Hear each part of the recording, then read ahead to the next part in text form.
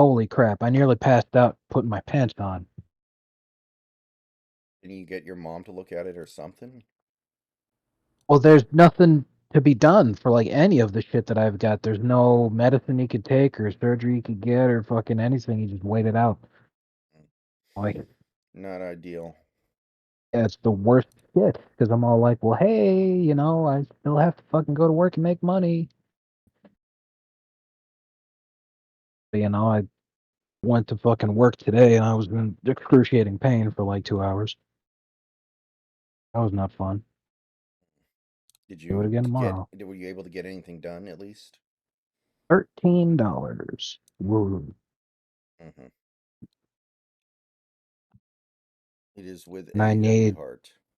exactly. I need a grand before the end of the month.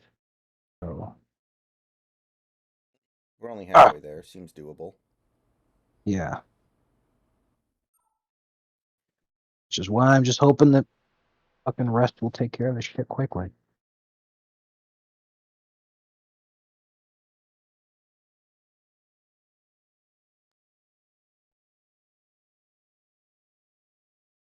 I love that edit of Dak Prescott getting tackled by the criminal dude.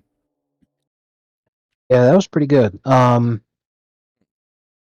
I really enjoyed when it said this has been a tough week for Yankees fans. Mhm. That was that was pretty funny. That was good. Yeah. Then when he's all like, "Now I know we're losing today, but do you want to lose by a lot or do you want to lose by a little bit?"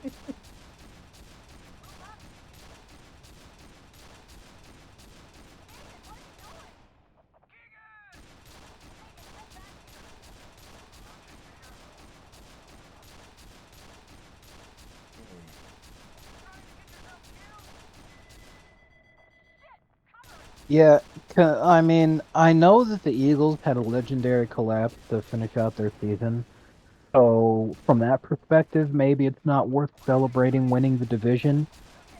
Still won the division when your competition was a team that started the season 10-1.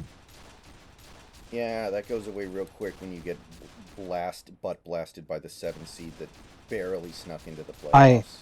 Right, I know, and I completely agree with that. But what I'm referring to is when they win last week their division. And Dak was not wearing the hat, and he said, "I want something bigger than that." This is what I'm referring to. Is like you should still celebrate that. Like the Bills absolutely celebrated when they beat Miami in the last week of the season and won the division because that was the difference between having to be on the road versus the Chiefs in the first game versus hosting the Steelers in the first game. Winning the division, being the fucking second seed, um, and having that turnaround in a season where you at one point had a 13% chance of making a playoff. That's something to celebrate. Even if the Bills, let's say in their game next week, let's say the Bills get blown out in legendary fashion, just like the other teams had been. If they get humiliated, like fuck it, that was still something to celebrate. And this is the point I'm trying to make here. I'm like, I don't know why Dak didn't celebrate that. Because even aside from that was the only thing he ended up having to celebrate, that's still something to celebrate to me. I almost think that was hubris that they ended up with what they got because of that shit. It's pretty beautiful, ain't it? I agree. I'm like, dude, just take the win. Like, really? I mean, I know you don't hate the Cowboys the way a lot of people do because you root for an AFC team, but trust me, this is very funny to most of us. I no no no. I know because people have long compared the Cowboys to being like the NFL's version of the Knicks, Hmm. and I know what that's like. Is because every single season, without fail, somehow you have legions of Cowboys fans across the country. First of all, the audacity to claim that they're America's team in the first place, but every single season without fail, they talk about how this is it, this is the Cowboys' year, and it hasn't been their year for 30 fucking years. So, Yeah, it gets old. Right, exactly. It gets old, shut the fuck up, accept your place as a poverty franchise. But I'm just sitting there like, how do you not celebrate that, bro? Like, I know you may have bigger aspirations, but take the win when you get it. Because considering the playoff humiliation and what Dak's career projections are looking like right now, that may end up being the only thing he had to celebrate, you know? He can celebrate the extension he's going to get this offseason that makes him the richest quarterback in NFL history. That is going to be hysterical. I agree, yes. That's going to be great. And I think Jerry's going to do it. He doesn't care about winning the Super Bowl. He just wants to be decent so he can sell out Abs- home games. right, absolutely. Like, I've seen lots of Dolphins fans talking about Tua, and what they've said is, there's he's got good fundamentals and foundations. He has very clear weaknesses in his game. However, considering his youth, maybe these things can still be addressed and fixed, which is something that I want to agree with. It sucks when it comes to quarterbacks because they suck down like a 30 or cap space all by themselves now. But I really feel like there's nothing wrong with needing more time to cook. Look at Geno Smith right now. He just needed more time to cook. The Jets weren't willing to wait on him, so they got rid of him. He bounced around the league for a while, and then after accruing more experience and the opportunity to play behind some great legends, he comes into Seattle and he's looking great. There's nothing wrong with needing more time to cook. However, Dak's been in the league for a long fucking time. You know what you have with this guy. He's not going to magically become a different player. Why would you continue to invest in this guy? Because he's good enough to You, trick you. pretty much. Like, the Cowboys have gone as far as they're ever going to get with him.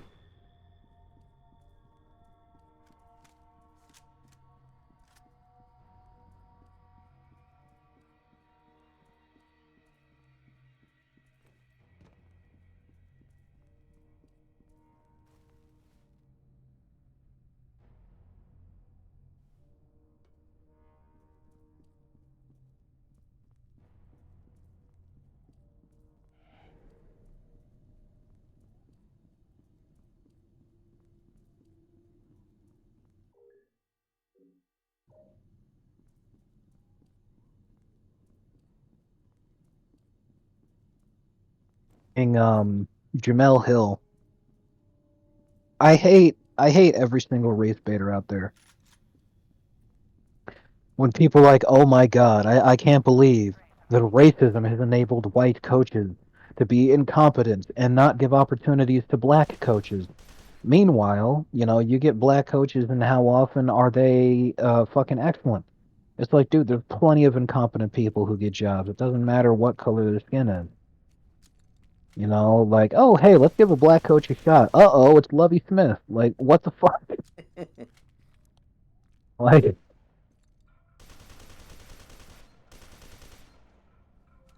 Lovie Smith won the last game of the season last year, which got the Texans Stroud instead of Young. He might be really good. I don't know. We got to let him cook a little bit more. exactly. He's the best tank commander in the league by far. If I was a rebuilding team, I would hover Lovey on the spot because he got exactly what the franchises that hired him wanted. However, if you were trying to win games with him, that's a horrible fucking decision. Stay far away from that man. But yeah, I'm glad to see the Lions doing so well because when Campbell was the Dolphins coach, I love the guy, and I'm fine with the direction that we moved in instead. But I still really like Campbell, so I'm glad to see him doing well. Hmm. I didn't think he was going to do well. I thought he was going to burn out quickly like Singletary did. I wouldn't have been surprised to see that, but he got that dog in him. Yeah, like everybody was like making such a big deal about when Singletary like pulled his pants down and mooned the locker room. to display how unhappy he was with their performance. And I was thinking to myself, yeah, that's funny, but like, can you imagine Bill Belichick ever mooning his players, or Tom Coughlin, or fucking Bill Parcells? Exactly. It's the most outrageous way. Like, Like what they the would fuck? they would find a way to be constructive about it. They would actually try to fix it. They wouldn't just throw a hissy fit and pull their pants down. Right. Look at my ass. No, that's not what winners do. Winners talk about 9/11. Winners compare their locker room to the Taliban.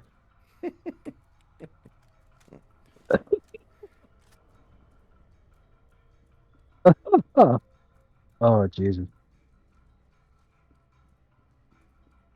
Well, the Kaepernick thing is stupid itself because, like, the guy's gotten a million opportunities to actually have a job in the NFL. It's just he's the one who keeps, like, self sabotaging them so that he doesn't get hired. Like, Ray Lewis was taping up for him so hard that he basically fucking rolled out the red carpet and gave this guy a fucking first class ticket to work out with the Ravens. In the immediate aftermath of when they were trying to replace Flacco, Kaepernick would have had a job. But as he's on the flight, his girl starts fucking going up for the first time in her life, insulting the Ravens owner and Ray Lewis, comparing them to Calvin Candy and Steven, the Sam Jackson character in Django Unchained. Yeah, I remember He that. had never gone after either of them before in her life. It's only when Colin's about to fucking work out for them that she does that. So as soon as he shows up, they say, turn right the fuck back around because we saw what your girlfriend said about us. That shit's inexcusable. We don't want you here. And they did that because they make more money by him not playing football than if he did play football. Because him race baiting and being this great fucking tragic hero, this great martyr for race relations, where, oh, it's only because I'm black and outspoken about black politics and Black Lives Matter issues and shit like that. You know, it's total and complete bullshit. And that's one example among many. He's had plenty of other opportunities to get quarterbacking jobs, but he doesn't because he self sabotages every time to make sure that he can't actually get the job. Because he makes more money not having the job.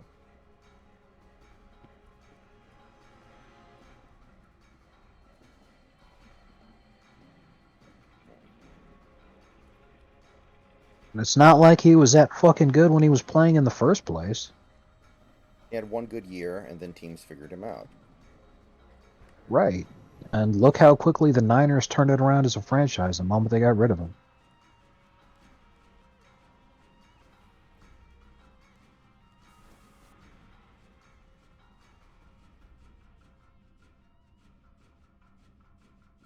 Nick Saban retires at Alabama. Cowboys eliminated from the playoffs. Warriors, one of the most struggling teams in the NBA. It's an absolutely horrid week for Yankees fans. Love it. That is fantastic. Because it reminds me of that time that fucking LeBron got a picture taken of him wearing a Yankees hat. That was great. I think there's a book, my grandmother had it, called I've Always Been a Cubs Fan, which is a quote from Hillary Clinton, and the cover picture Oh, is her wearing a Yankees hat. oh man, that's fantastic.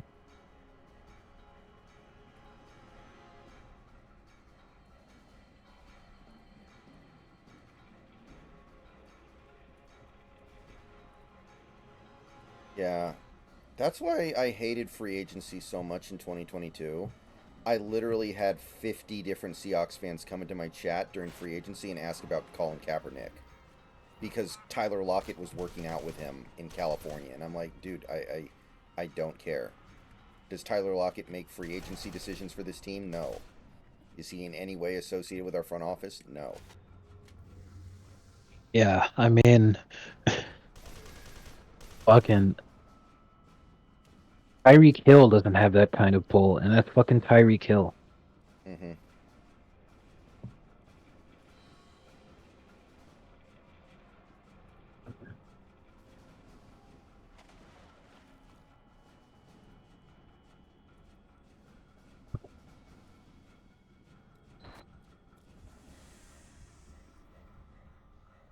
Hi, Austin. If we for some reason make Quinn head coach, who do you think would be his offensive coordinator? Count Chocula. Masato Katsuragi. Exactly. Frankenberry. Frankenstein comes up to you and says, "Hey, you're my go-to guy. You're my guy that I go to." I mean, you're not going to turn him down.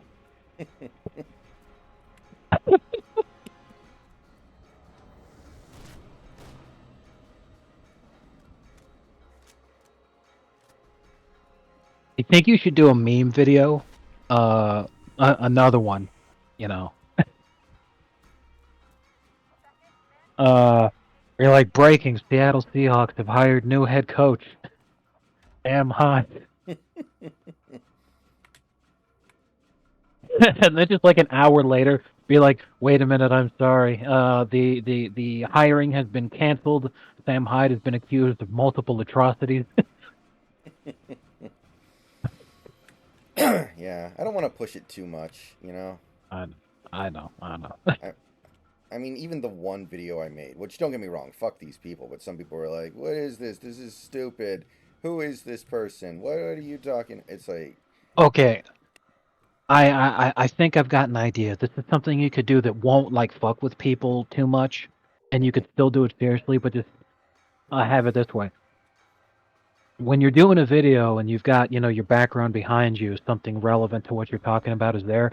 What you could do is you could do a roundup for, okay, let's do a summary of the different candidates that we've talked about as head coach this season, and you could have the headshots of all the different guys that you seriously were talking about, and then also Masato's there and Sam Hyde is somewhere in the.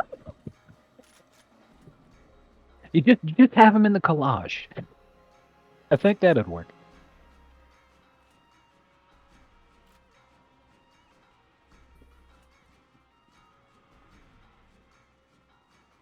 it's a little too on the nose, right, guy? Toxic Yeah, Travis, yeah. welcome to this stream. I mean, Toxic Travis, here's the thing. You can work in a front office and people can just ignore you. Like, if Pete Carroll gives bad advice, then the GM and coach that we have now are free to just ignore him. And it's not that big of a deal. Do you think Disney listened to a word George Lucas said about the Star Wars sequel trilogy? No. Right. They obviously didn't listen to him. We just know with hindsight that they should have. But Yeah. real quick, because it was mentioned in the chat there. This is something that's really astonishing. Let me go back and check the things. I don't want to talk out of my ass real quick.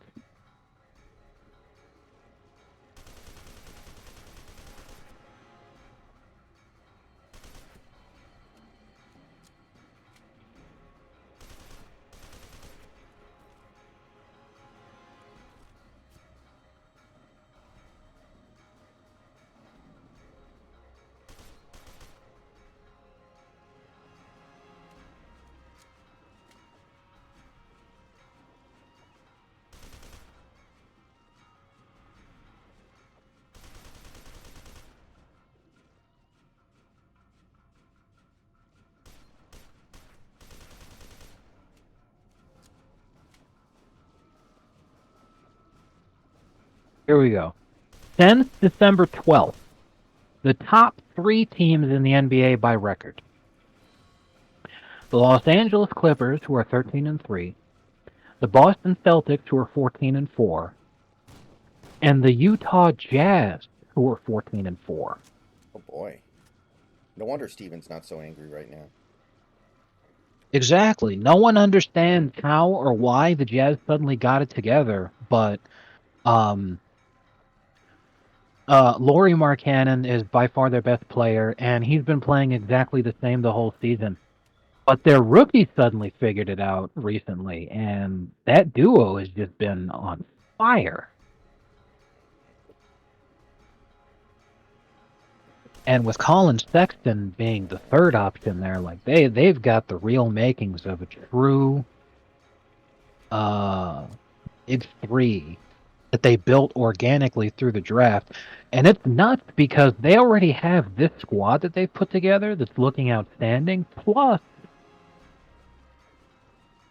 in the next 3 drafts, they have 10 first-round picks. I don't want to have to say it on account of the fact that I'm a Heat fan and I hate the bastard, but it looks like Danny Ainge has done it again. Yeah, I didn't think that Jazz team was going to be good this year, though. They're ahead of My, schedule. Very nice. absolutely, they're ahead of schedule. Not only will, if they continue like this, not only will they more than likely make the playoffs, but it won't even be a matter of them making the play-in. They'll just straight up sneak in as the 6th seed. They possibly be the reason why the Warriors and Lakers both don't make the playoffs, or are there not enough teams? That could definitely be the case because Yeah, when let's you take a look look. when you look at the standings for the Western Conference, um, the teams that are down there that are knocking the Lakers and the Warriors out are the Rockets, the Jazz, the Suns, the Kings, the Pelicans, the Mavericks, the Clippers, the Nuggets, the Thunder, the Timberwolves. Just going in straight up order. None of those guys qualifying for the play-in right now, the Rockets, the Jazz, the Suns, and the Kings, none of them are really, unless injuries pile up, can really be considered to drop lower and let Yeah, the Lakers, the Warriors sneak in. man, what a terrible NBA playoffs that would be for Yankee fans. Absolutely. Because like when you look at the teams that have missed the play-in, the Lakers, the Warriors, the Grizzlies, the Blazers, and the Spurs, it kind of makes sense. But like, there's just no way. At the very least, one of either the Warriors or the Lakers will miss the play-in. That's pretty much a guarantee at this point. It's looking like the Warriors because they're a lot further back. Yeah, I can't believe how bad they are. They should have enough to at least make the play-in, you'd think. They are about as washed as it gets. Jazz should trade for Dame. That would be a significant downgrade at this point. But ask Giannis. Did you see the stone toss from today, by the way? Yeah, it was pretty good. I enjoyed it. Hmm.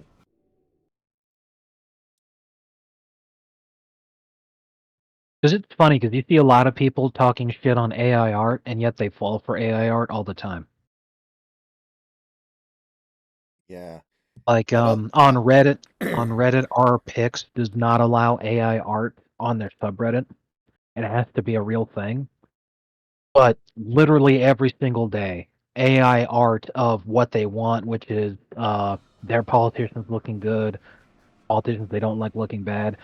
AI art hits their front page every day, and it's like a week after it's already off the front page, and people are like, "Oh, that's AI art. Time to take it down." They fall for this shit every day. one person had a really good idea. Every time you go out in public, you should have a little plastic thing on your hand that makes it look like you have 6 or 7 fingers. Like basically just a little extension that looks like extra fingers. So that way, if you're ever photographed, it will be dismissed as an AI picture because you'll have 7 fingers on one hand. That's a really fucking good idea.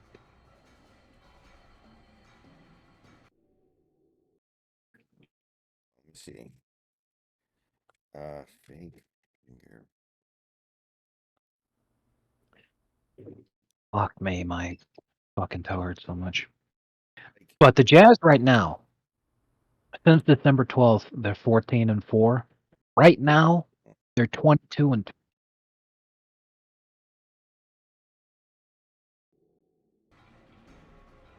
That team was absolute dog shit before they fucking figured it out. yeah, I just sent you this thing. Like, if you just go every time you go out in public, wear one of those. You're Gucci.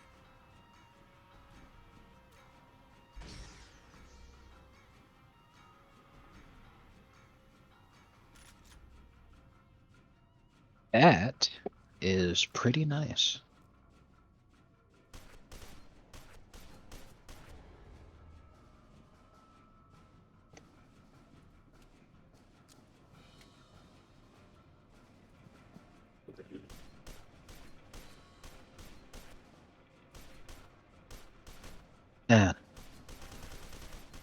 It's a shame that that incident at the Laugh Factory happened almost 20 years ago, because if Michael Richards did it now and he just had one of these fake fingers on, he could have gotten away with it.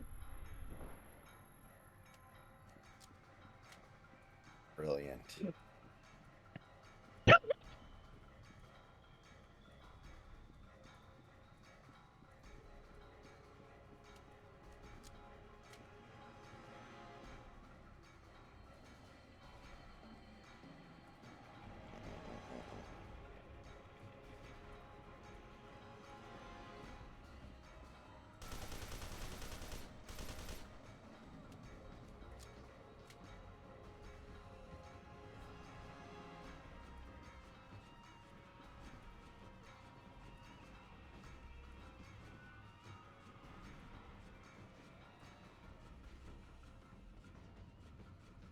Bussin' no cap on God.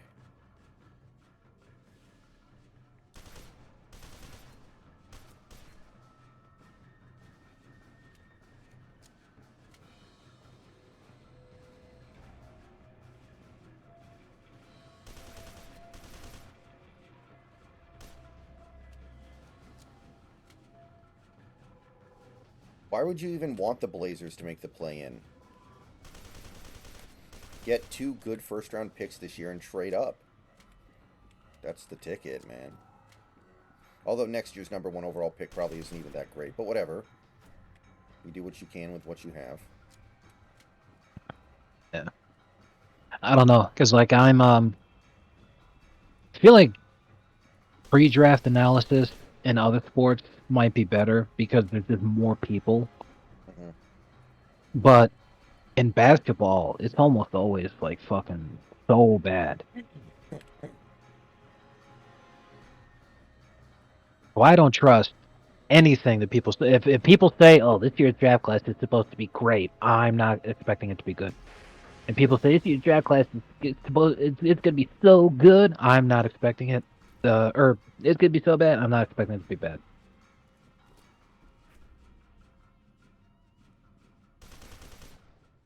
Damn it.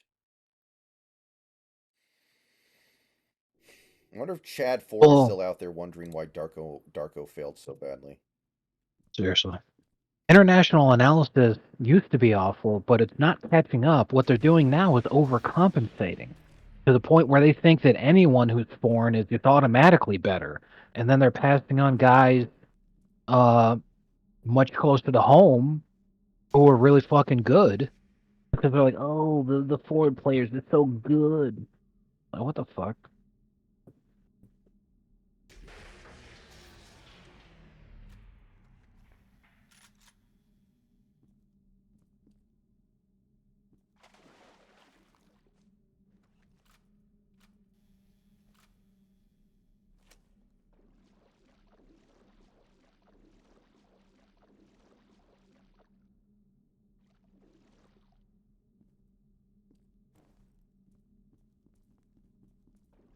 What's the deal with Ovaltine?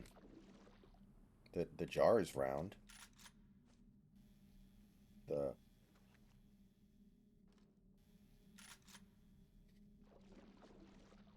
It should be called Roundtine.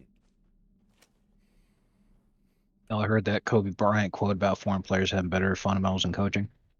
Well, like they do have better fundamentals, but that doesn't mean that other players who have excellent fundamentals who are not foreign don't exist. Guys have just always been looking for the wrong things.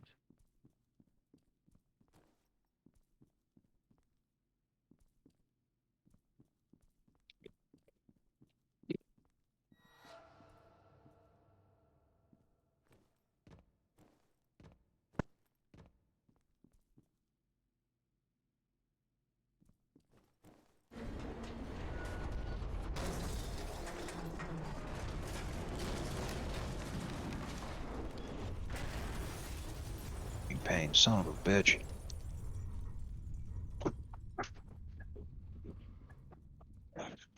Drink your Ovaltine.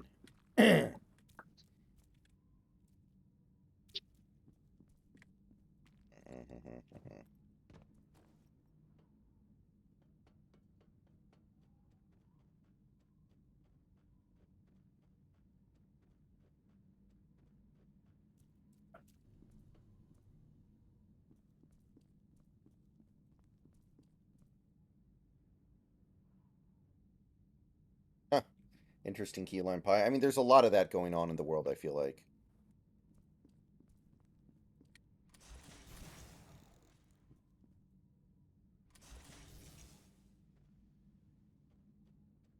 Right, guy. What kinds of ships transported slaves to America? Scholarships. Uh-oh. Scho- Exactly. scholarships. Uh, that's pretty good. You're pretty good.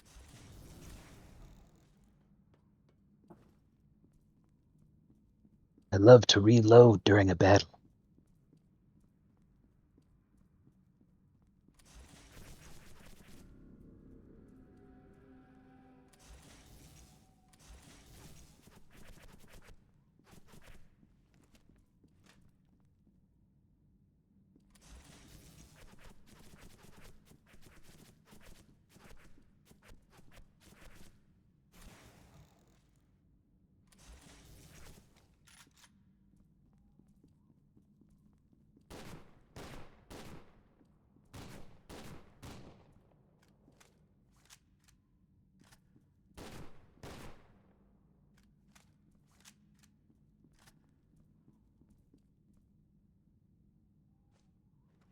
You are fake news. Did you see the MSNBC thing last night? Say again? Did you see the thing on MSNBC last night? Which? Um, Trump was giving his victory speech in Iowa while the Rachel Maddow show was on, and they were showing it, but they wouldn't play the audio. And she was explaining, like, well, we feel like we have a duty as upholders of the truth in America to not play whatever it is that he's about to say. So we're going to watch it, but you're not going to hear anything that he says. So it's just like him speaking with the audio cut off. Oh, that is. What the hell's the point? I, Mhm. I mean, to be fair, nobody's watching, so they could do whatever the hell they want. Well, But Maddow gets good ratings.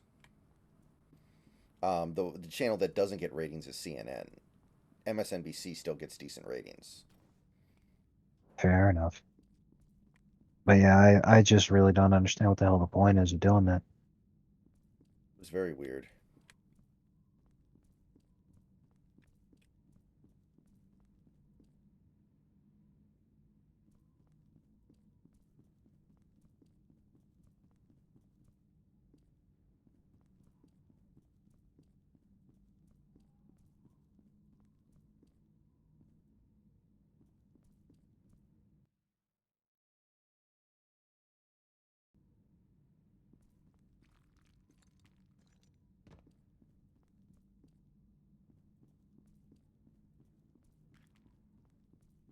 Oh.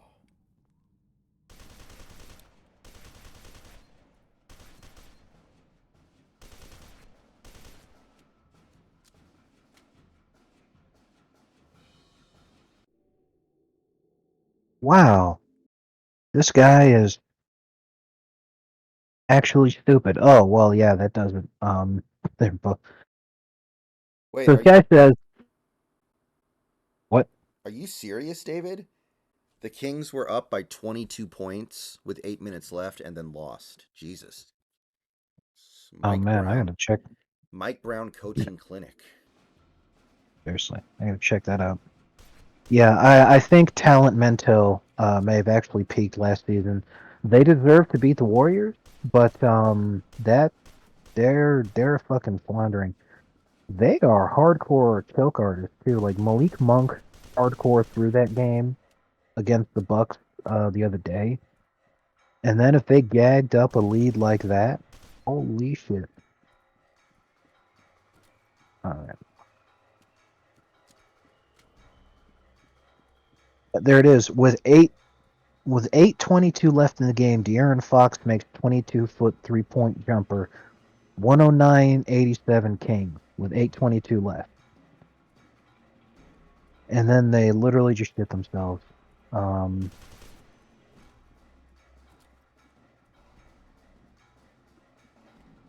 Kings go 2 minutes without making a basket. Their next points after that is one free throw a minute later.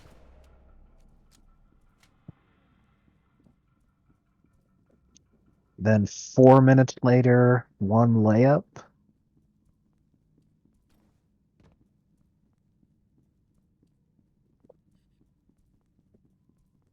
And isn't And then Durant 2 minutes injured? after that with nine. Do the No, Seahawks he even was have playing this Durant? game. Oh, okay. Yeah. Um. Yeah, their last basket. 2 minutes after that, with 19 seconds left in the game, De'Aaron Fox ties the game. Then Kevin Durant wins off of free throws because De'Aaron Fox fouled Kevin Durant with 1 second left in the game. Wow. I wonder how Mike Brown feels about this. He's probably exactly as you think. Now let me count up the misses since since that fucking run started. 22-point lead. So there's the first miss. Malik Monk gets blocked by KD. So one. Malik Monk gets blocked again by Josh Okogie. Two misses.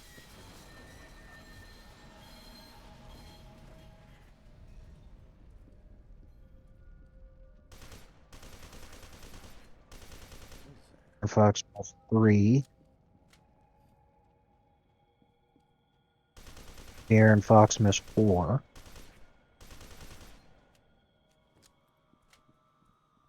Sabonis misses a free throw. Makes the second one. There's a second Kings turnover. There's a third Kings turnover.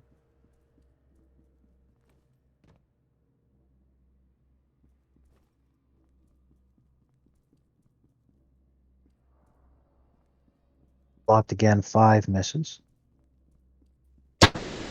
De'Aaron Fox blocked by KD again, six misses.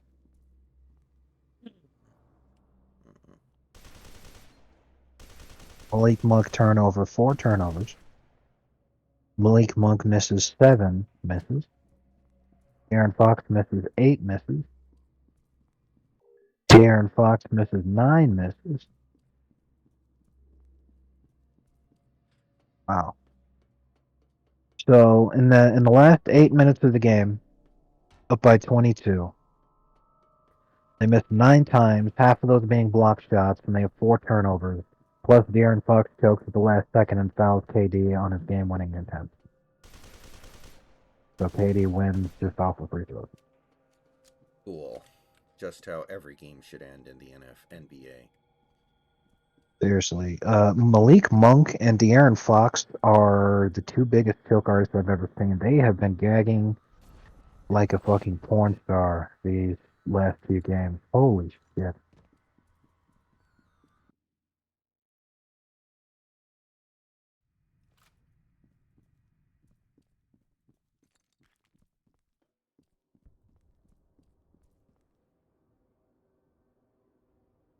Yeah, and Stanley brings up a good point. De'Aaron Fox did miss here, but when he missed at 5 minutes 37 seconds left in the game, it was still 112-94. So they were still up by 18 with 5 minutes left.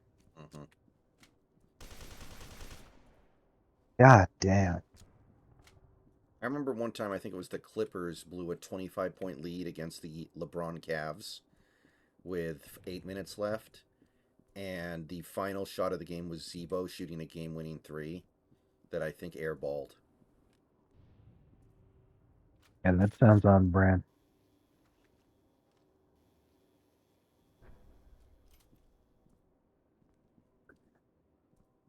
So now I'm gonna count out just what Kevin Durant did in the last during that run. There's a Kevin Durant block.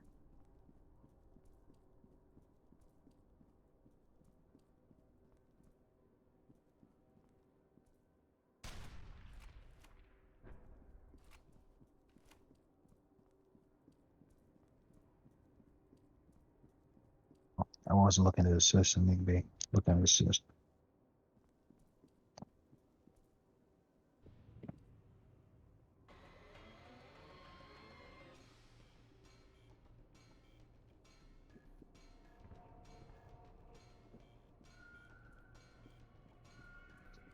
Okay, so there's a dunk. A 3.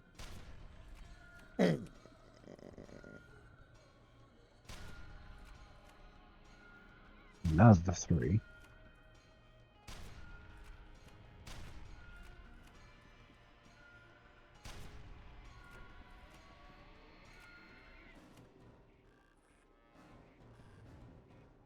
Another block.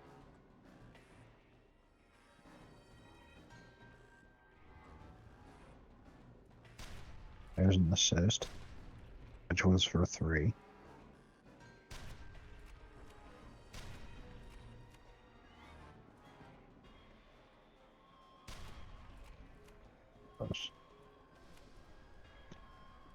So just during that run, Kevin Durant scored 12 points, 4 off of free throws, 6 off of threes.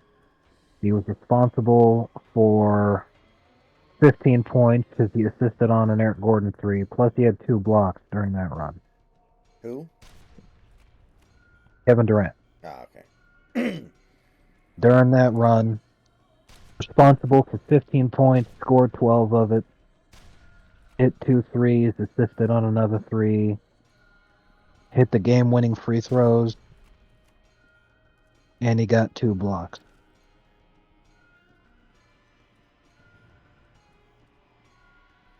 Just absolutely schlonged the Kings. Good Lord.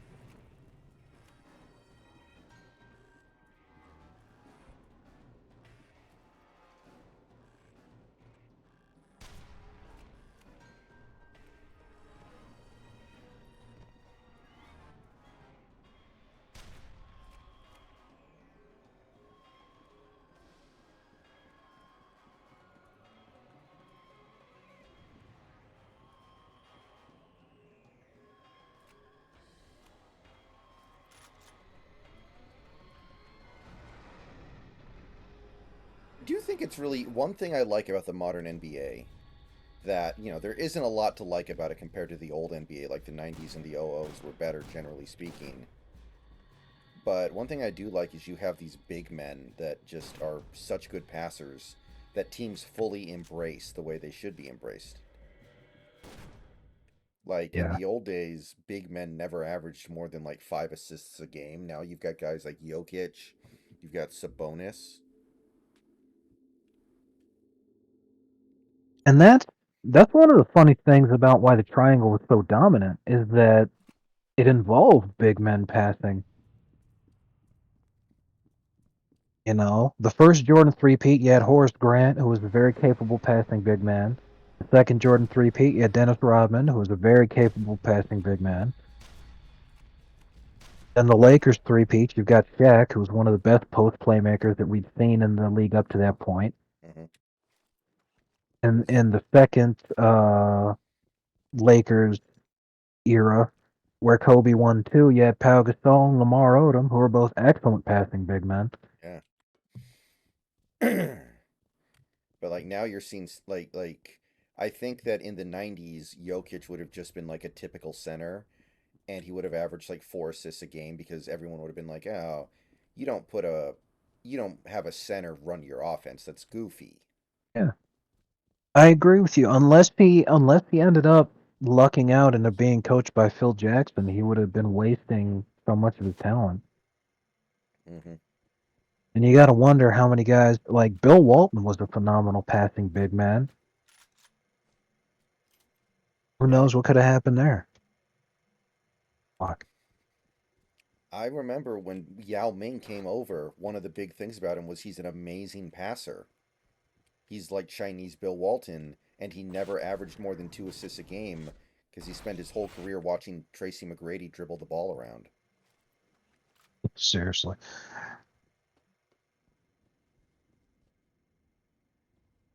And it's hilarious, man. Like I got in a YouTube shit fight the other day. I compared Embiid to Tracy McGrady. And a guy took serious exception to that because he's like, T Mac was the GOAT. Oh my God, like going on and on.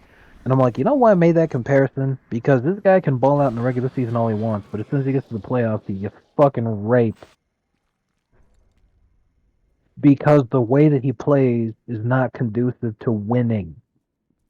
It may make him look good, but it doesn't make his team win the game. That's why Embiid is the conference finals virgin. But T-Mac, like, exactly like you said, he was great in isolation where he just dribble the ball for 20 seconds and take an amazing circus shot and make it.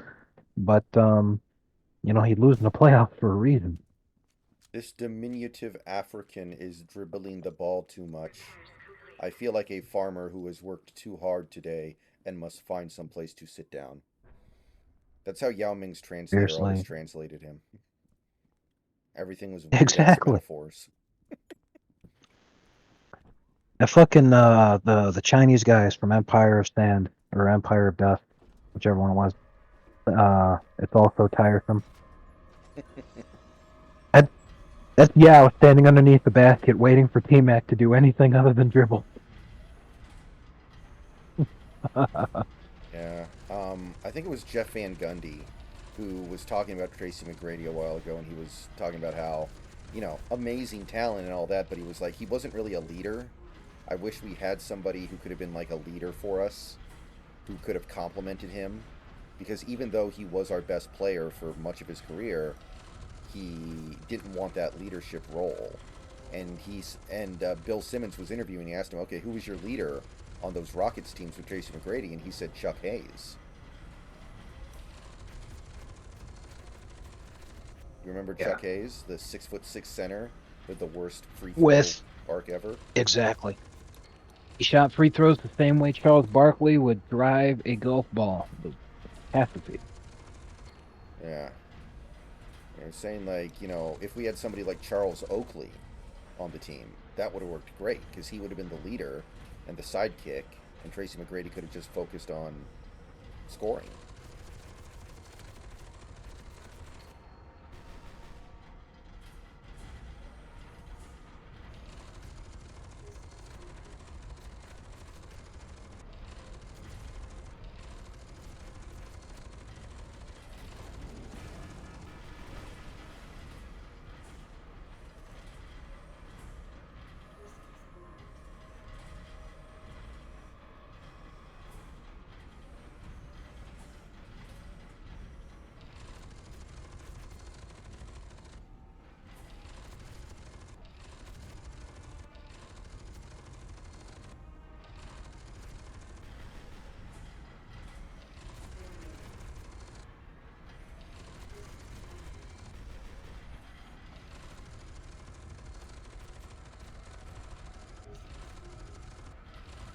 Hey Riley, the zoo called your due back by 6.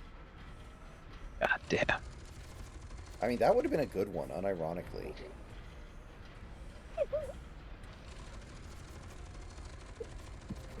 All right, Costanza. I need to hear your idea for the day honoring Jackie Robinson.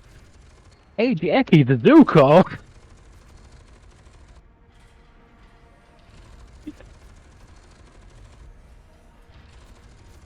Costanza, that's the exact kind of out of the box thinking we're looking for here.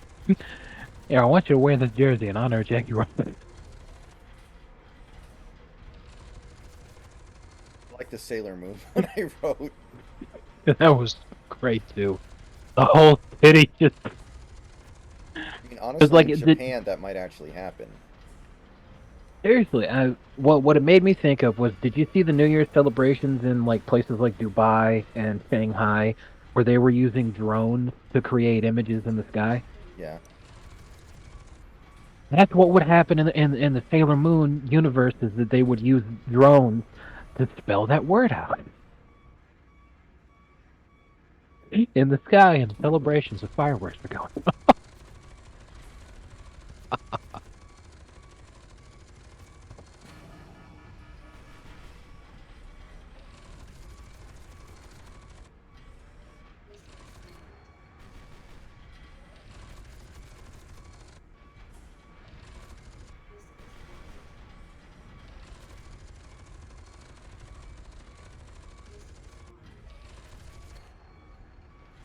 Drugs. I just wanted to make a statement.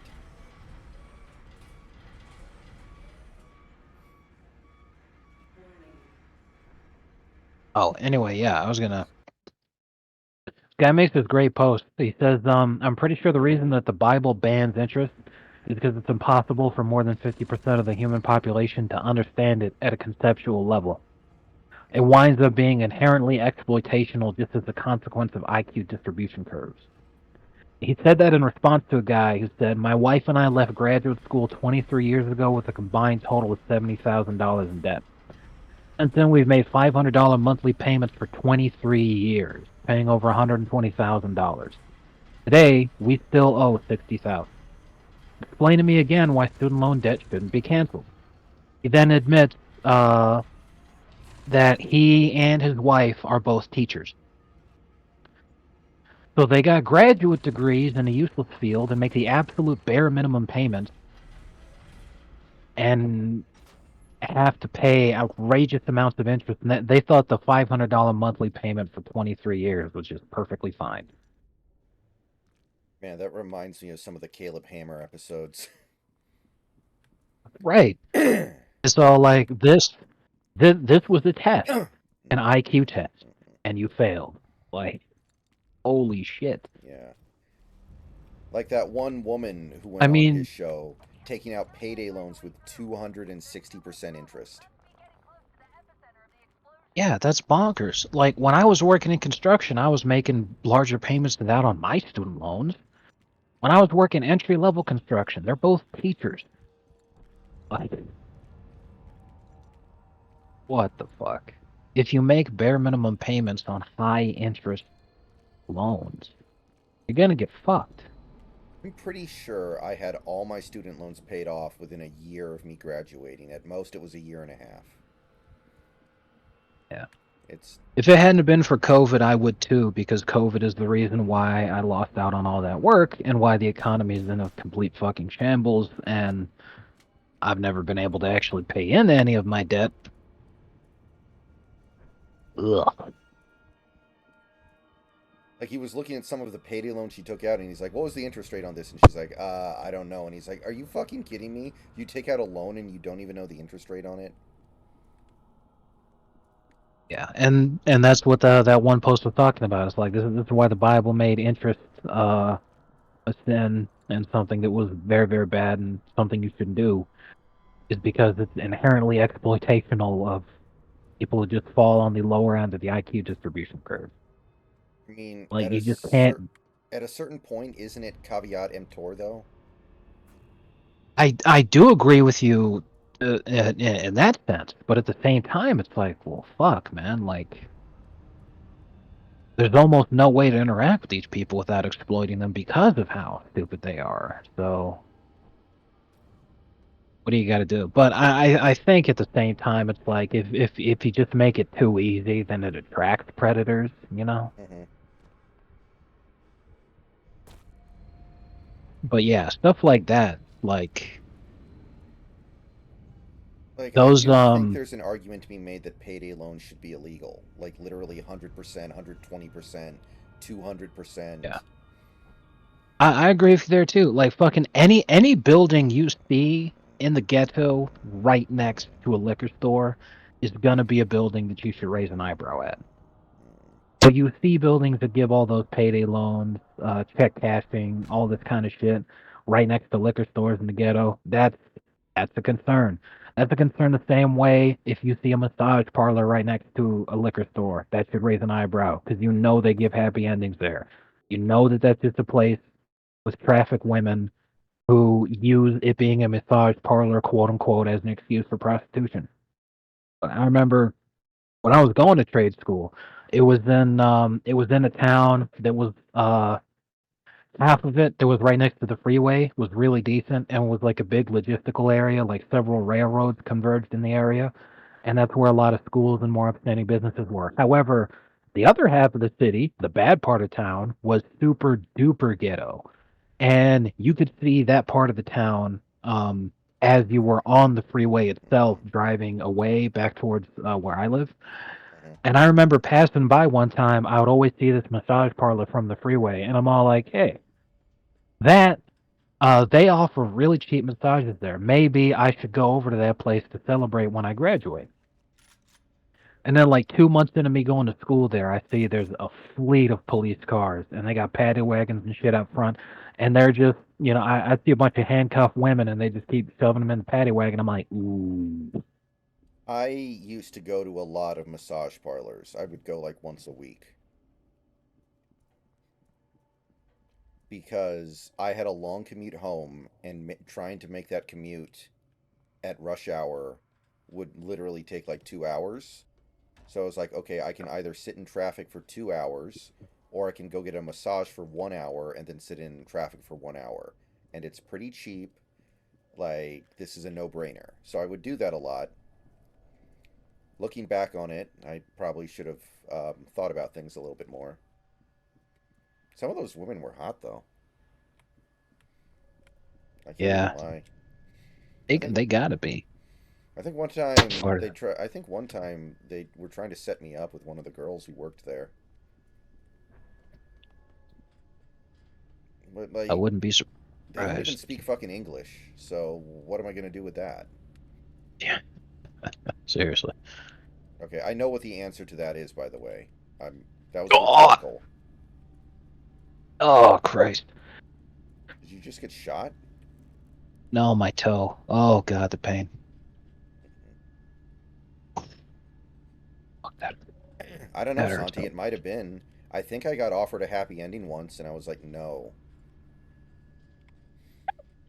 I'm saving myself for Masato. Right.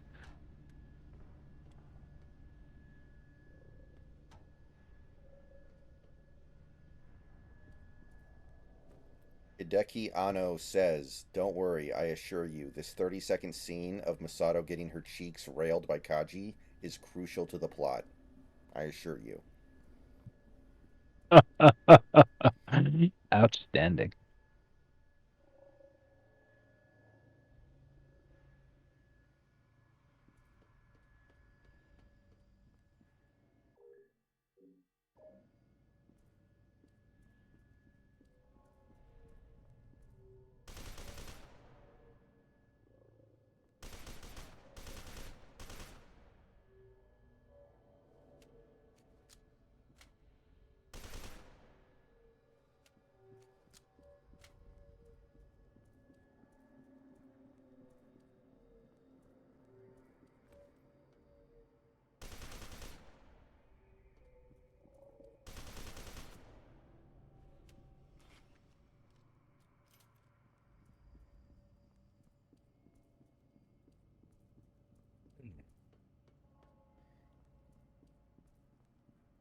Mm. What you need to get is like some sort of cast you can put around your toe so you can get around without it actually moving or anything. Maybe that would help.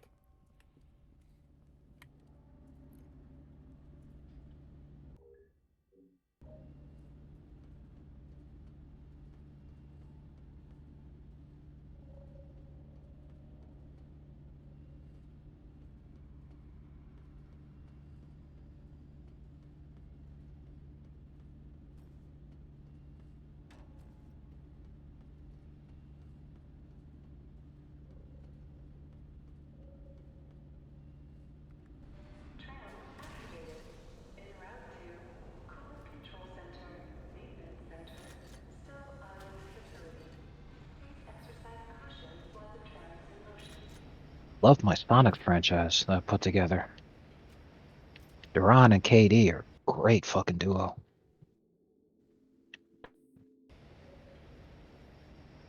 Well, I mean, JS, I heard that too, but it doesn't look like the Cowboys are going to fire McCarthy.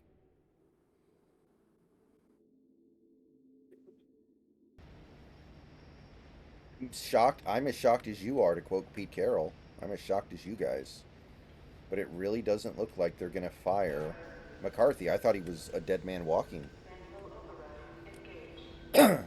I mean, the thing is, McCarthy's basically a better version of Pete, right? It's the same basic problem, but it seems like he'll win more games and have more success and do a little bit of a better job. I will say that.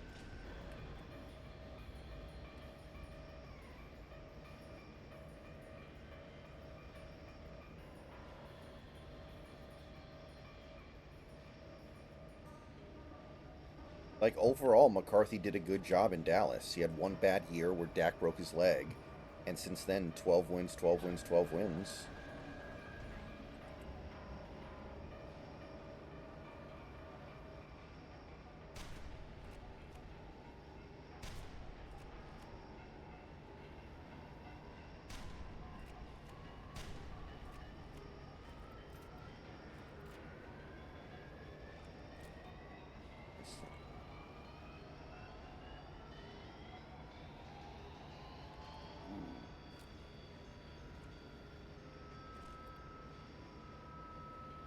You know how men are always keeping the toilet seat up.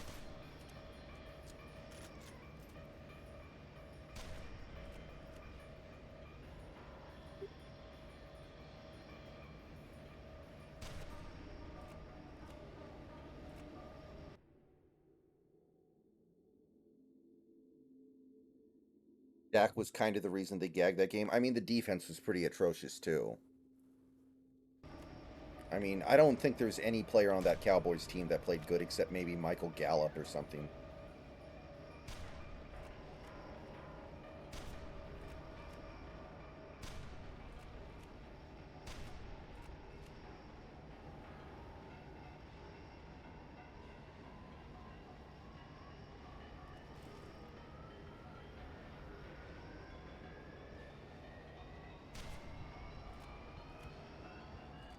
No!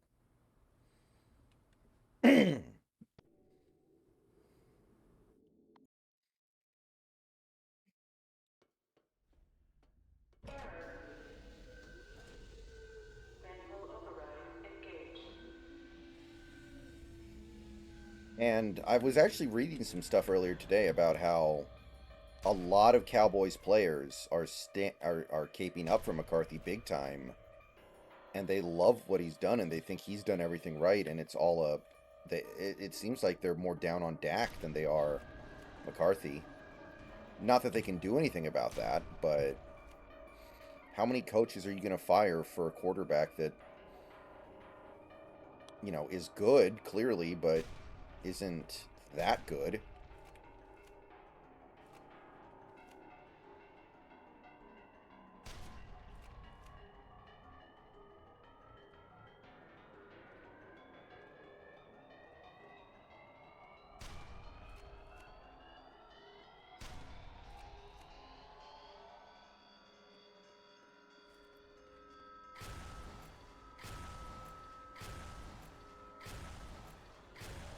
The hell?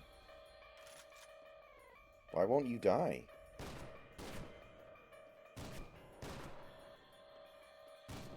I shot a fucking rocket right at him. Like 20 times, and he wouldn't fucking die. Huh?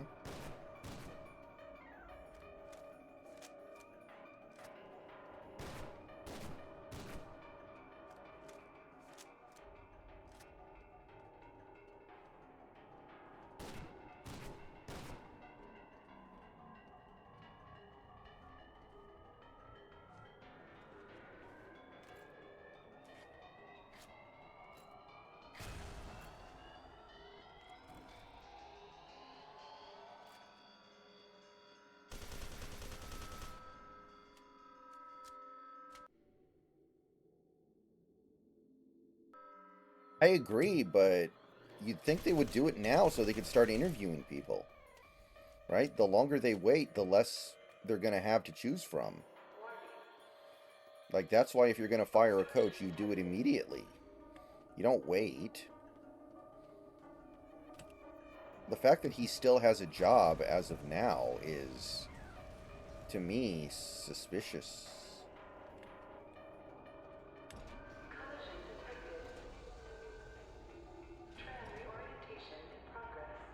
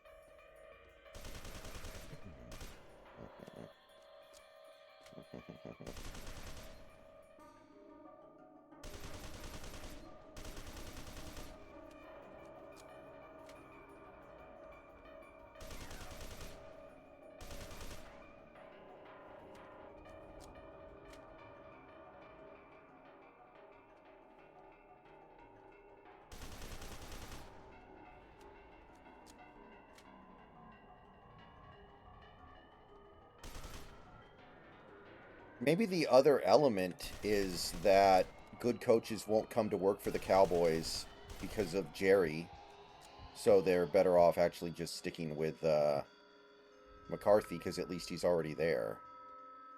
Wonder if that's a consideration, just the fact that they can't get a good coach because of Jerry.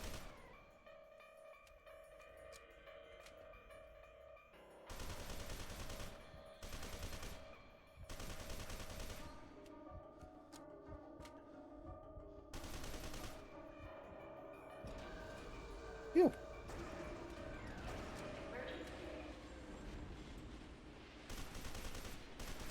Collision detected. Tram exceeding safety tolerance. I can see Belichick going under Jerry. No way. Weight tolerance exceeded. Remember, Jerry's said many, many times he will never ever give up the GM position. And Belichick wants to be a GM. There's no way that works. Structural failure imminent. Evacuate rear car.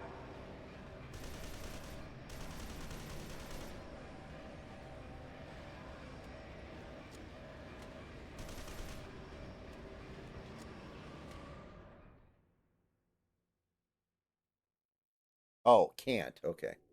Yeah, Harbaugh won't work either. If they fire McCarthy, they're probably going to get somebody like Vrabel. I could see Mike Vrabel. Structural failure imminent. I think that's the best they could do. Evacuate rear car.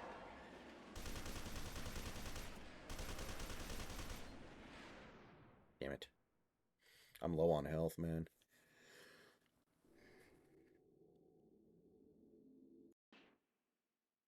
Structural failure imminent.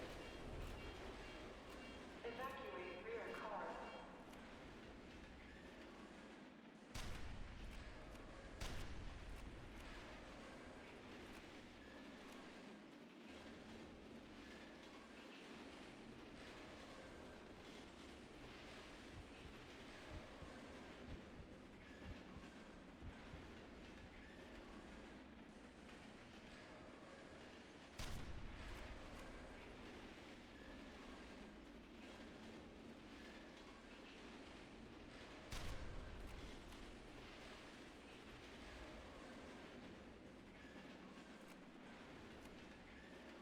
Yeah. I don't think the Eagles were the product of an easy schedule, though. I think they were a great team that suddenly became a terrible team for reasons that may never make sense. Like, I do think they were legitimately great for the first two-thirds of the season, and then something happened. And it's not like somebody got hurt, too, so it's really, truly inexplicable. I really do mean this. I really hope that I don't sound like sour grapes, but I feel like it's the only thing that can really explain what happened. The referees were babying them in a hope of creating a Chiefs Eagles rematch, and the team wasn't good enough to be able to survive without the ref help. And the more the season went on, the more obvious it got. So eventually, they just cut them loose.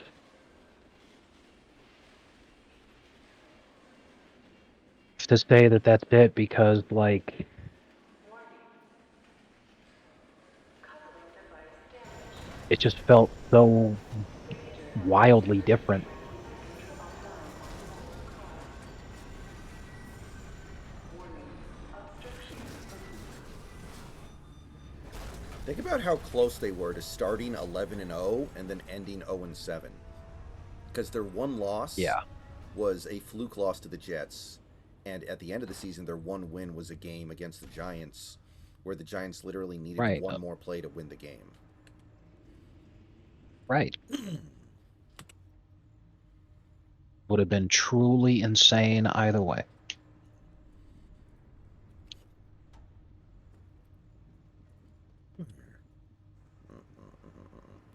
So maybe Sean Desai is good. The defense got way worse with Patricia.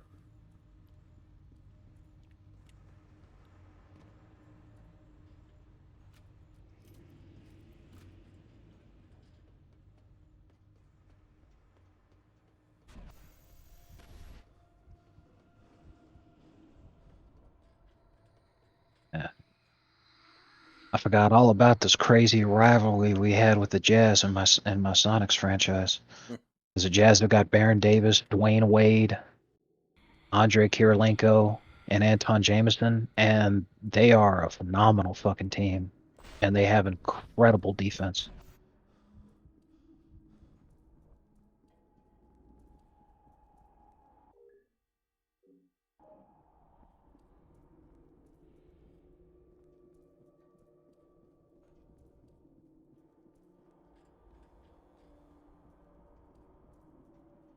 I remember Kirilenko. He was ahead of his time. Him and Mamedo Kerr.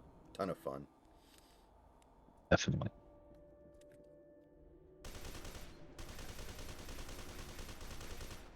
Kirilenko's like the only solution they have to KD too. Like he shuts KD down so hard. Hmm. Wild.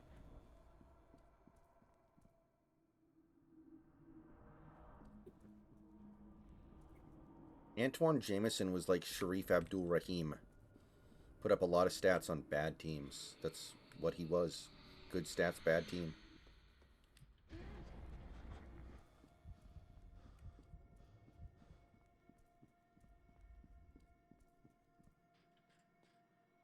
Oh yeah, JS. Jermaine O'Neal should have been a great one, but he didn't want it quite enough. I remember Yeah. Jermaine He O'Neal. even talked about it. He even talks about it. He was supposed to be a member of the Miami Heat Big Three. He was going to take a pay cut, which he was fine with. The reason, like, he knew LeBron was coming, he knew Bosch was coming. The reason he didn't stay, and he'll even talk about it, is he said the Miami Heat's rule about you needed to be no higher than 10% body fat. He couldn't live like that because he keep going home and keep seeing the Oreos and be like, the Oreos are just more important to me. And good for him. If he can sit there and say that the Oreos were more important to him than the millions of dollars and the fame and the glory and the championships and all of this, because the Heat would have loved to have Jermaine O'Neal on the squad, but he actively chose cookies over championships. So don't feel too bad for him because he knowingly turned that down.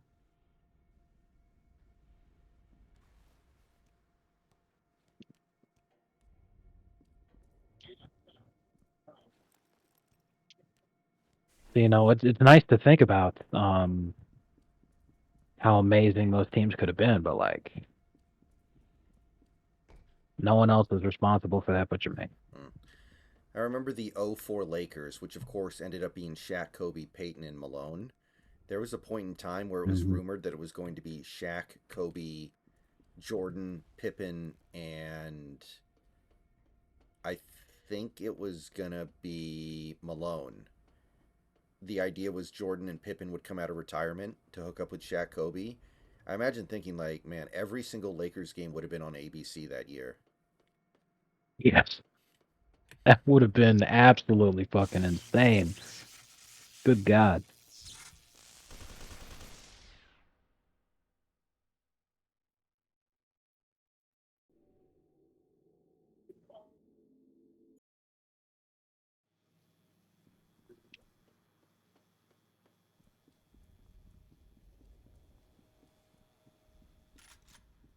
I wonder if that team would have been good, because obviously Jordan at that point was almost 40. Pippen was. Um, I think it would have absolutely imploded because there's way too much ego on one squad. That was Kobe and Shaq's team, and Kobe and Shaq were already beefing over who was the top dog. Jordan and Pippen showing up. Mhm. That would have been fun as heck. However, it's worth keeping in mind that Gary Payton being on that Lakers team is actually a huge reason why the Shaq Heat ended up working out. Because Gary Payton even tells the story when they were on the Heat again. He took Shaq aside and he said, "Now look, you and I both know what happened in LA, and the reason why we didn't win was because of you and your fucking ego. You and I, our time is past. Our time of being the king on the fucking on the team, it's over. So we need to step aside and let Wade be the one to take over here.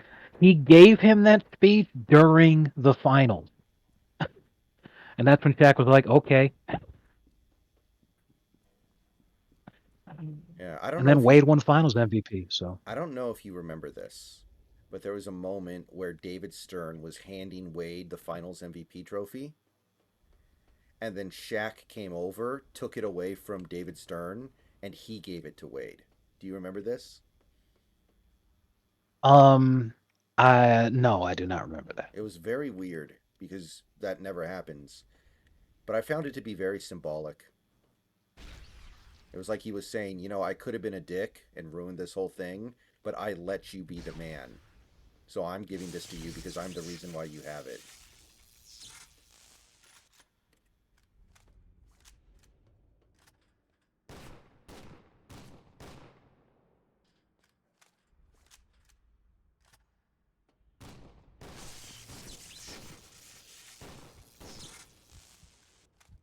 Really? So Gary Payton thinks it was Shaq's fault that the LA thing screwed up, not Kobe chucking in the finals, not Malone getting injured. Hmm. Well, I mean, what he means by that is Shaq's ego of this has to be my team. And the point Gary was trying to make is he's like, if you just let it go, if you just let Kobe be the big dog and willingly accept that your time may be over, that they could have won. And he's all like, because your insistence on this has to be you led to Ben Wallace damn near winning finals MVP from the fucking defense he played on you. You gotta just let this shit go sometimes.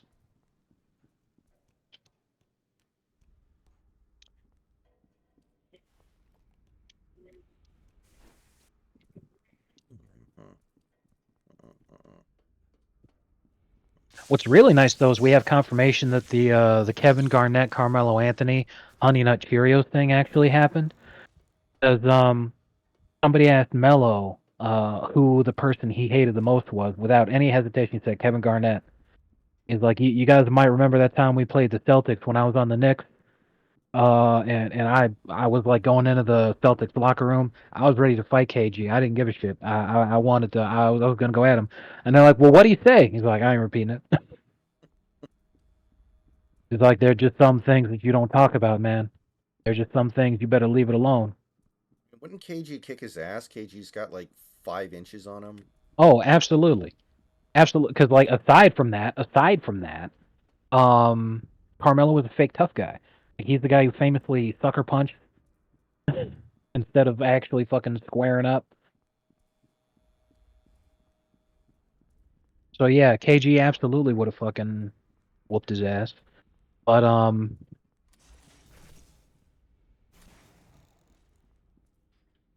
that's the closest to confirmation it will ever get. So I think that's pretty funny. Yeah. I mean, JS, I know Ben Wallace was short. I find it very hard to believe he was 6'4". If he's 6'4", that's fucking insane.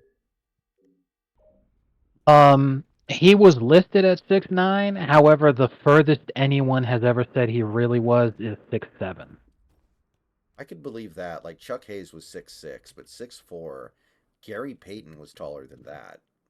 Right.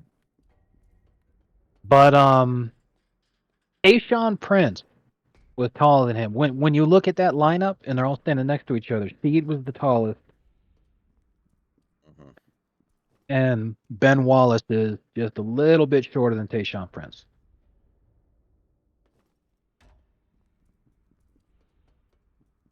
Speed was like 7'1", but he always listed himself as 6'11" because he hated rebounding, and he felt it would be less embarrassing to look at his rebound numbers if he was 6'11" instead of 7'1". Yeah, that makes sense. Looking at a picture of Ben Wallace, the time he was on the Cavs and played with LeBron, Mm-hmm. and they're basically the same height. Mm. So 6'8", Yeah, I that's could buy fine. that.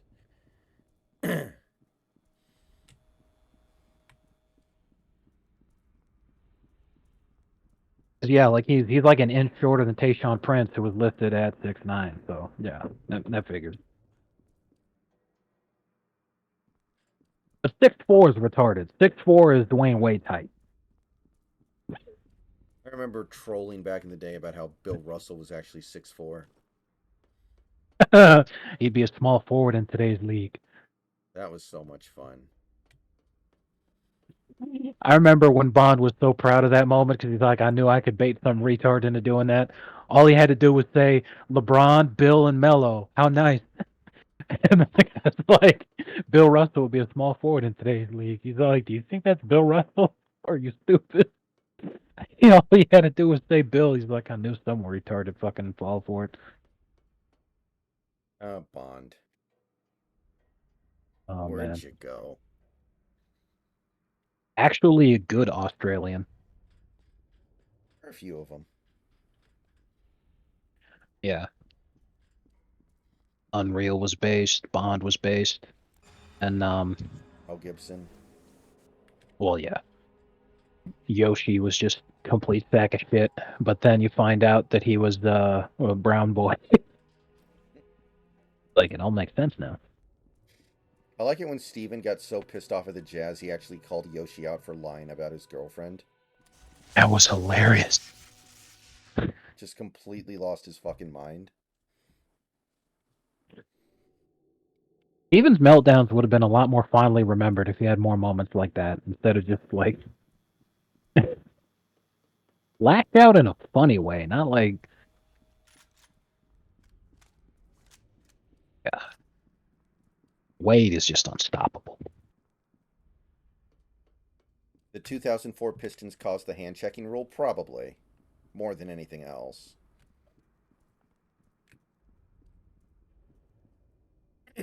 Which, I understand, right? Like, the games were becoming hard to watch. They were ending with final scores of like 64 to 62. Yeah. Yeah, that was one of the most insane defensive battles that we've ever seen in the history of the NBA. The 2004 Pacers versus Pistons series. Mm-hmm. That was nuts.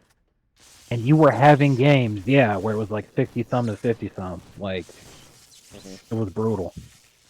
Like that game Now, where Rip Hamilton blocks Reggie Miller's layup. The game was like 69-67 with 20 seconds left at that point when that block happened.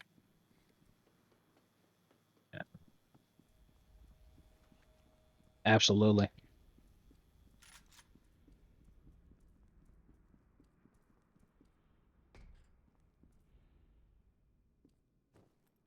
What's even crazier is like I've got Tony Allen on this fucking squad, and this is Tony Allen at the time when he damn near won Defensive Player of the Year when he was on the 2008 Celtics. Yeah. I've got Tony Allen on Wade, and Wade right now it's the third quarter. Wade's already got 37. Like holy shit,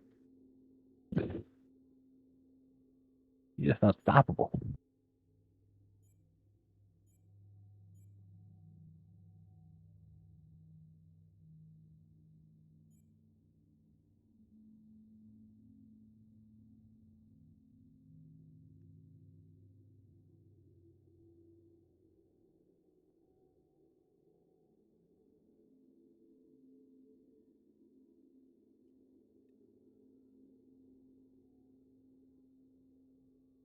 Oh, control. Duh.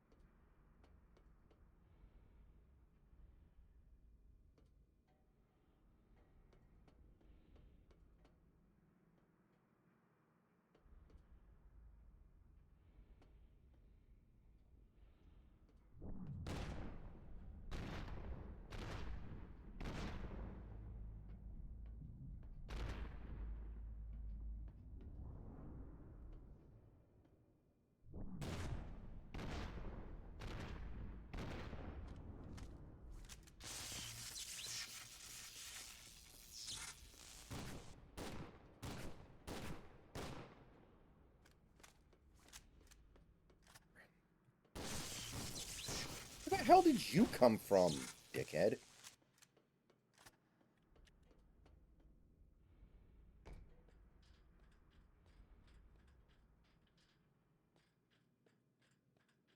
Mhm.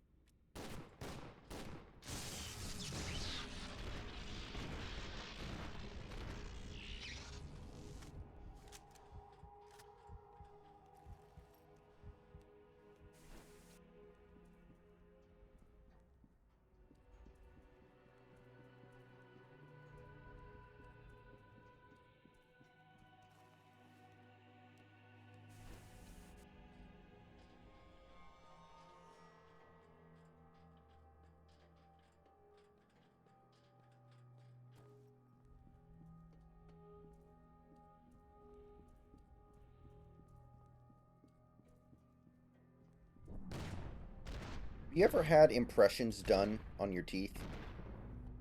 No. They're interesting. I had some done today.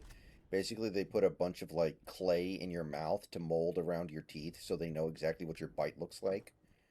So they can like construct a new tooth for you and have it match exactly your mouth. It's a very weird feeling having all that crap in your mouth. I can imagine.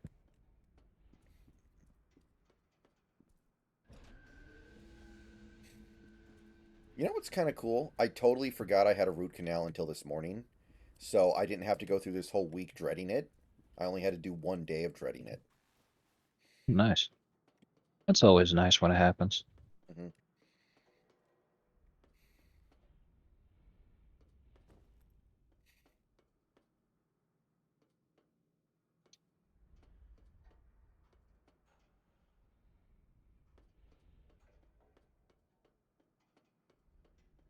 Are you fucking shitting me? What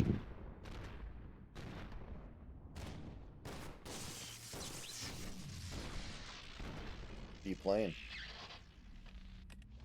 Just Duran is like 90 some overall, and he's 3 for 17. I have not taken a bad shot this entire game, but like the game just won't let me fucking hit anything. So I finally, I said that I got fed up because I've got fucking Theo Ratliff defending me in a mismatch. Theo Duran Ratliff. blows right by him and then bricks the wide open fucking layup. Fuck that shit. Yeah, that would make I'm me like, rage quit the game immediately. Or change yeah, the difficulty. I'm furious. Because, like, without cheating or anything, I've naturally gotten the guy to fucking 99 shot layup, 99 shot close. So, like, the odds that he would brick a fucking layup wide open with no contest,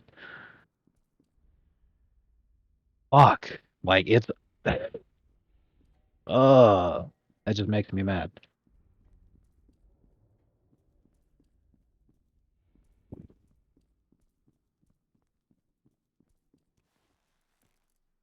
I mean, I'm happy for the defensive battle, but, like, goddamn. Cut me a fucking break. Because I'm Like, guessing that doesn't happen to Dwayne Wade. absolutely not.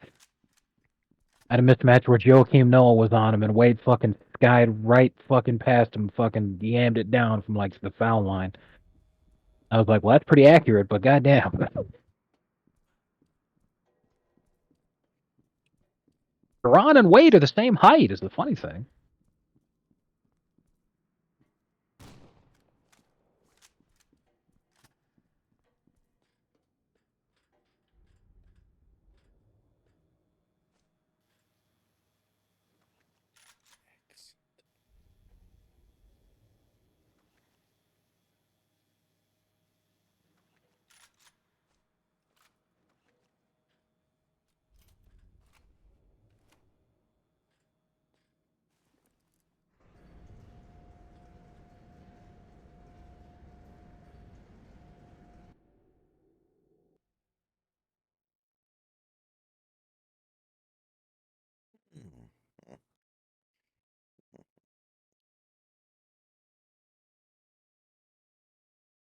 Let's see here. Okay.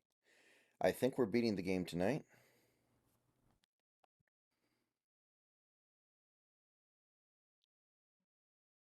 Dad's Google history. It's Dad's Google history. Oh god, I remember that one. That was one of the most insane fucking things I'd ever. I was like, Where's the joke? Why is this like? Yeah, I mean, I know what the joke was supposed to be, but it's not funny. You know, like sometimes you're watching a bad comedy or a bad comic and you're like, okay, I know what the joke is supposed to be, but it's not working. And Exactly.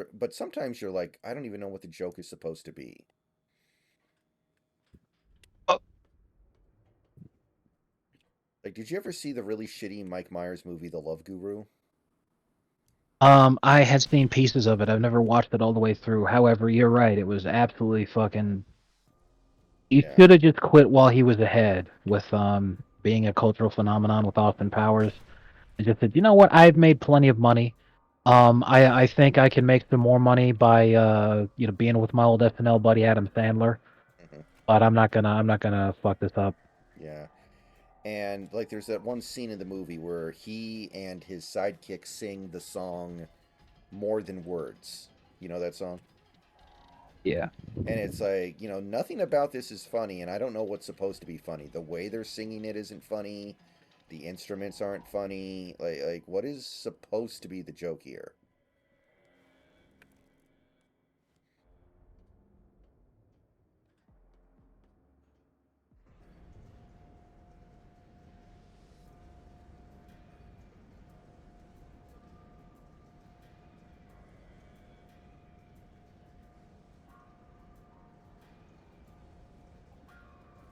Hot tub time machine. Where is the fourth sniper? There had to be a second shooter.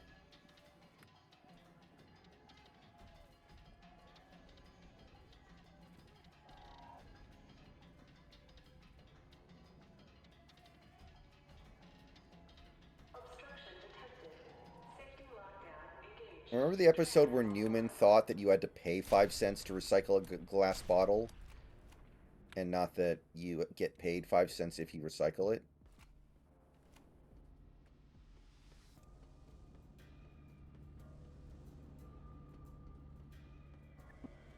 I was gonna say yeah, but then my toe, horrendous pain. Ouch, ouch, ouch, ouch, ouch.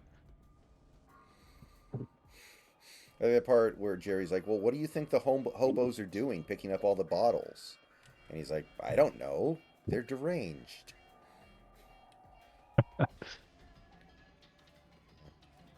Yeah, that makes sense, JS. But I actually saw the Love Guru all the way through. It was really bad. I did not pay for it. I pirated it back in the day.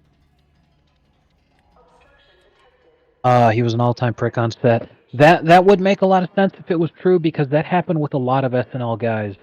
And we can see Michael Myers' trend towards that because uh, it was supposedly when he was staying in character, but when he was playing Fat Bastard, he was a complete sack of shit to everyone.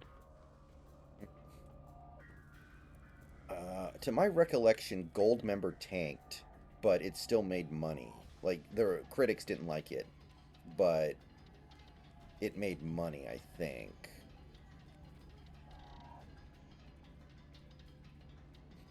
Man, he could have just gone out on that note. I still remember him making this really random cameo in Inglorious Bastards, and that was like one of the Yeah, oh lowest lows yeah, of his life. I remember that one too.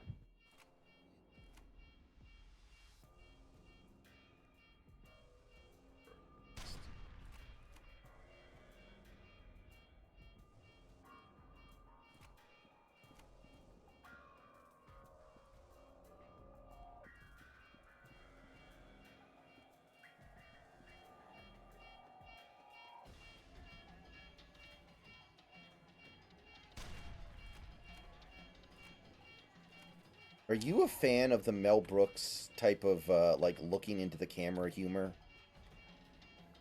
I actually do not like the fourth wall breaking Mel Brooks components. However, I love Mel Brooks' movies. I just hate when they do that Hmm.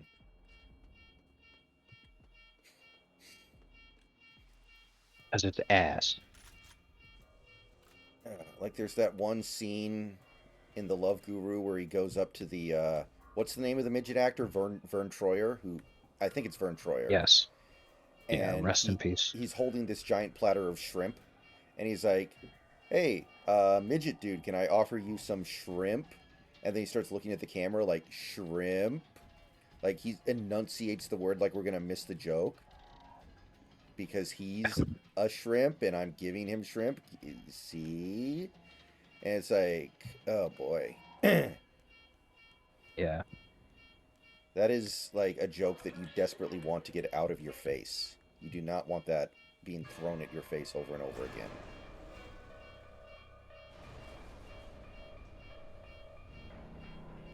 Obstruction cleared. Safety lockdown disengaged. Tram online. The fourth wall joke that I like when it's making fun of it, like Hot Tub Time Machine. Like, I think that's funny. When he says Hot Tub Time Machine and looks at the camera. Because it's making fun of how dumb it is. I thought that was good.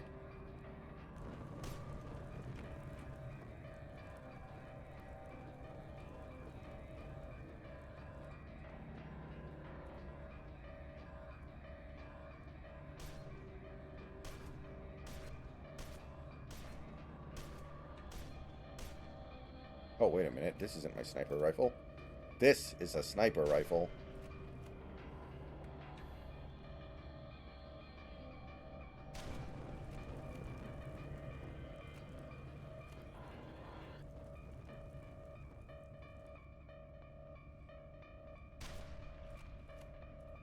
Do you have a favorite Mel Brooks movie? Blazing Saddles, obviously, but after Always. that would be Young Frankenstein. Mm.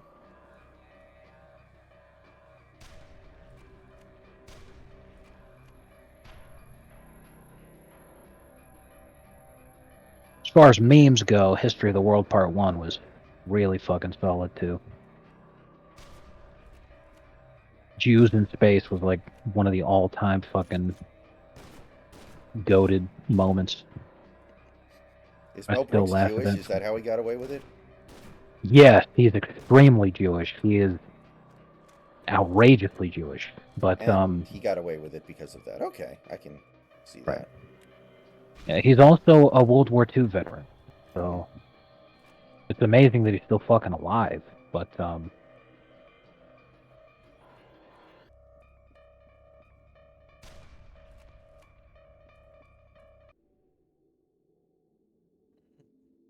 Hey, Herman. Eric Andre. You know, I never watched the Eric Andre show. I have no idea if I think he's funny or not. I've never seen him in anything.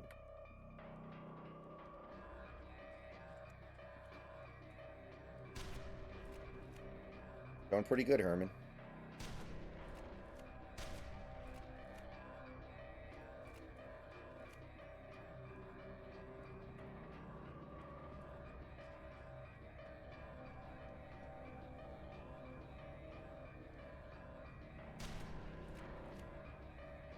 I always thought that React image we had in the old server of Tai Lu kind of looked like Eric Andre, though. Remember the Tai Lu React face? yeah. That was a good one.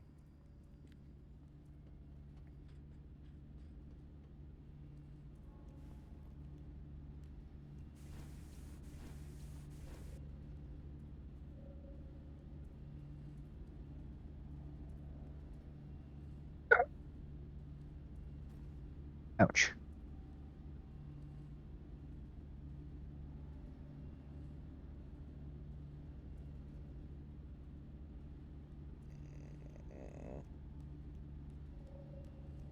Wow.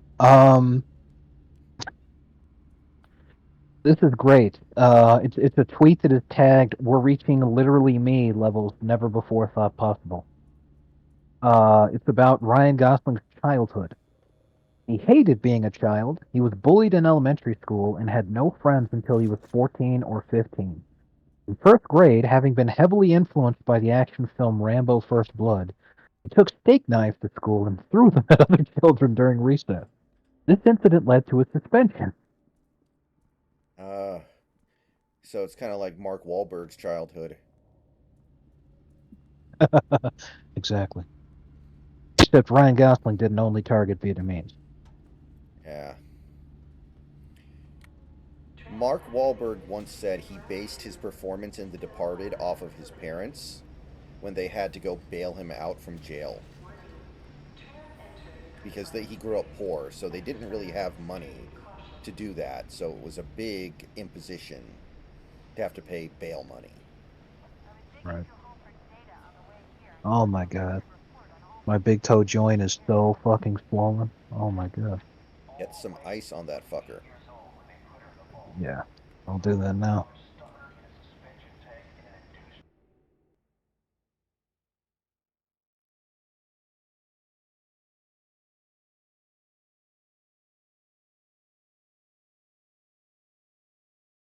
Okay.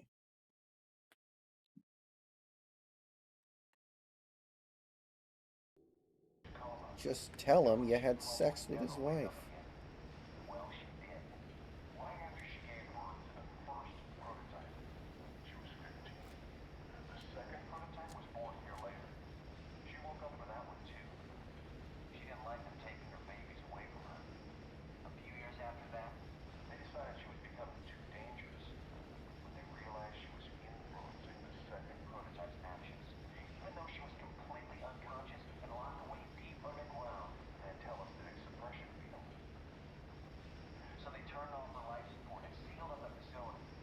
You know, when I was a teenager, I had a friend who lived in Florida, and he was into rap. He was a white guy, but he liked rap.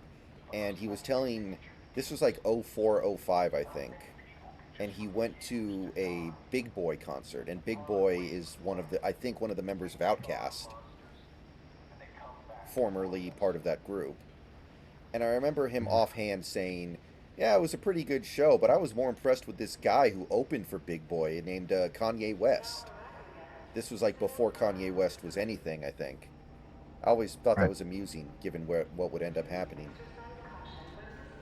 Yeah. I also remember watching some footage where Jay-Z was just listening to random shit that people had sent him. And this is when Kanye West was an absolute fucking unknown. Yeah, And he had just sent him a demo in terms of like, hey, I think this would be really good for you to use as a backing track. And Jay-Z's like, damn, I don't know who this Kanye kid is, but he understands. Like he gets it. yeah. I thought that was pretty funny too.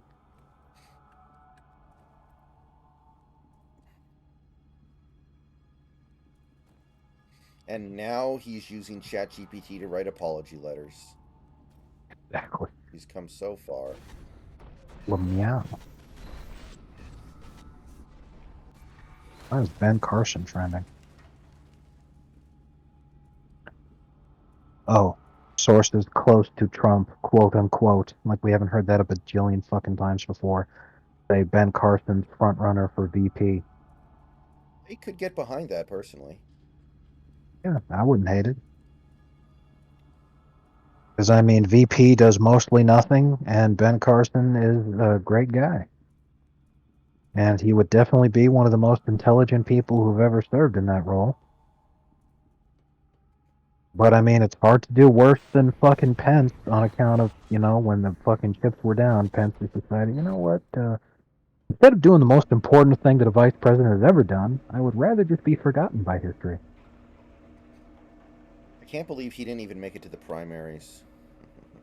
Seriously, he got fucking flattened. The most enduring image of his campaign is going to be his failed attempt to put gas in the truck. Who knew Mike Pence was trying to be the first black president?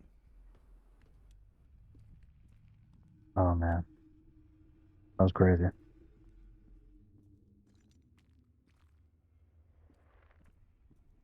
He wouldn't have been hanged.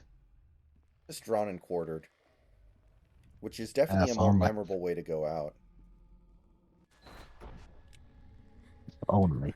Like, if you're gonna die, wouldn't you rather die memorably? That's why Walter wanted Jesse to shoot him at the neo-Nazi compound. It's a much more memorable death to die because your former partner shot you than it is to die because of a bullet wound that you accidentally got slowly bleeding you out.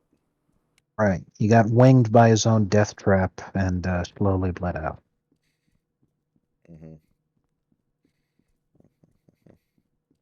What's weird though is like his plan had to be that Jesse would kill him, right? Well, Vince Gilligan actually answered this. He said Oh. that he went to the compound planning to kill Jesse too. And then he saw him and saw how much he had been through and how pathetic he was and how much he had suffered. And he's like, I can't do this. Ah. Well, that being the case, um, I have to wonder what was Walt's plan, or if that had worked and he hadn't gotten winged by his own death trap, and on and on. Mm-hmm. Because the police were obviously coming. Everybody else is dead. There's no way he's getting away. He never intended to get arrested. Like, what was his end game? Goku, I I can guess. assume. Yeah, exactly. I'm like, the only end game there is that he'd shoot himself, but he didn't want to do that when Jesse told him to do it. Would have been quite a bit more peaceful than just waiting to fucking go.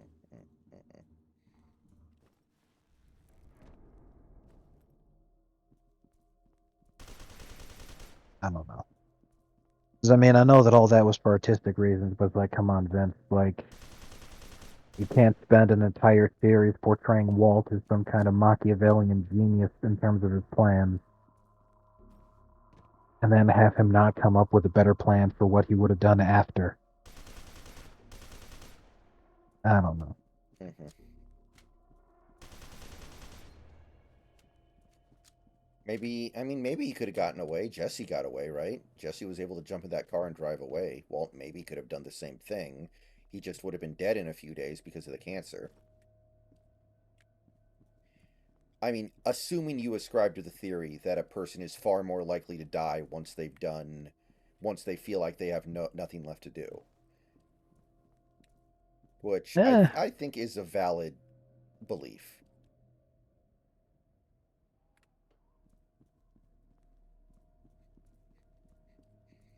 Like Charles M. Schultz, who wrote, Charlie Brown, died like a mhm. couple weeks after he retired. It was like he had nothing left to do, so he just died.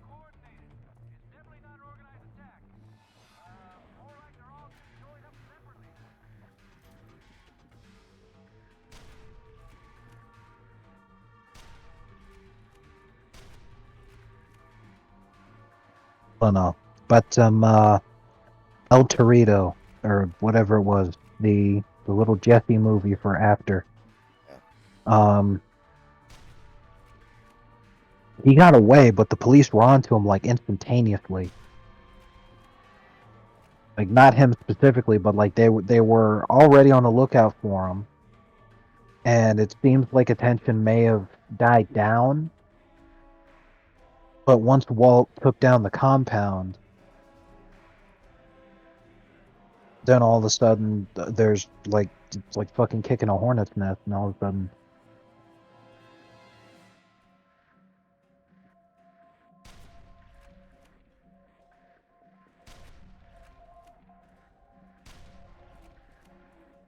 Which makes sense. He fired off an M60 for like 20 straight consecutive seconds. right. But my point was considering that Jesse, he did get away, but like he had all that fucking cop attention all over the damn place. Um, even if Walt had managed to get done what he wanted to get done, especially if they find Jesse's body there too, then all of a sudden, everybody's going to be looking for him. Where the hell did he go? What does he do?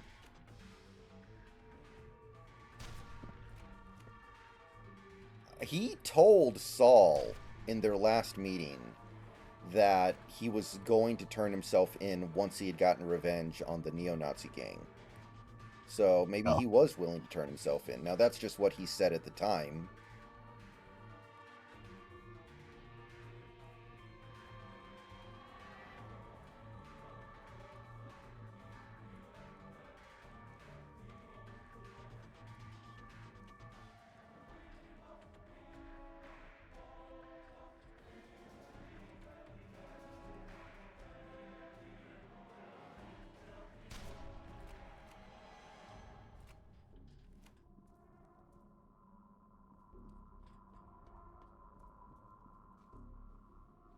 Repeat after me.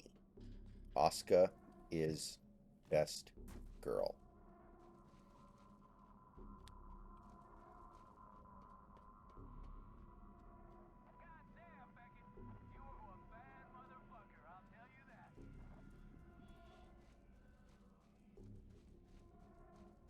I was reading this hilarious post from this Twitter account. It was like, "Hey, ladies, share your stories about horrible decisions that you've made in your life." And this one woman was talking about how she met some guy online who was a millionaire from Dogecoin. So he was all like, "I had a plan to secure that bag. So we banged on the first date, and I told him I was freaky and wanted to tie him up. So I tied his arms and his legs to the corners of my bedpost, and I rode him until he nutted in me. So I did get pregnant with his kid, but it was fucking Dogecoin, so like he lost his ass. And now he's too poor he can't even afford the child support payments. So I'm a single mother." It's just on and on it goes, and I'm all like, "Lady, you fucking earned that shit."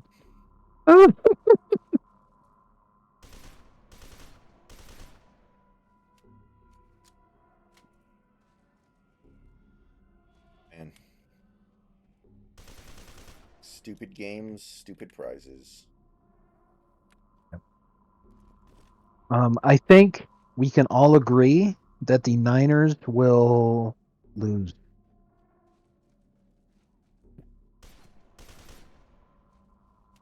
Mm-hmm. It is kind of fate that the Packers get the lowest seed possible and then win the Super Bowl out of nowhere, like they did the first, like this. What was that? The third full year Aaron Rodgers was starting. Oh, ah, damn it.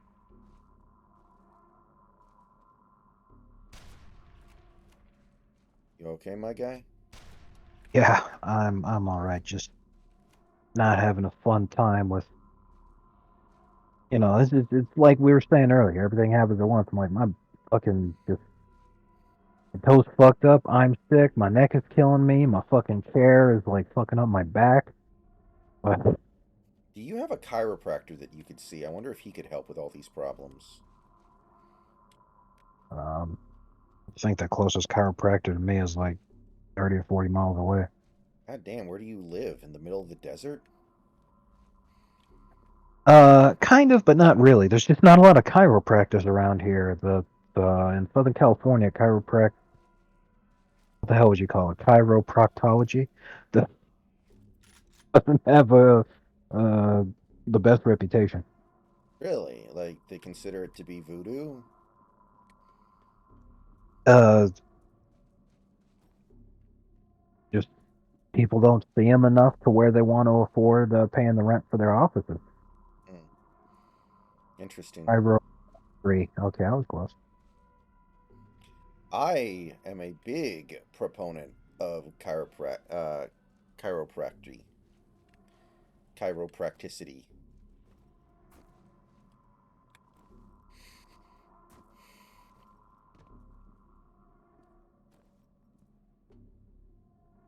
Oh, shit. I didn't know I could do this.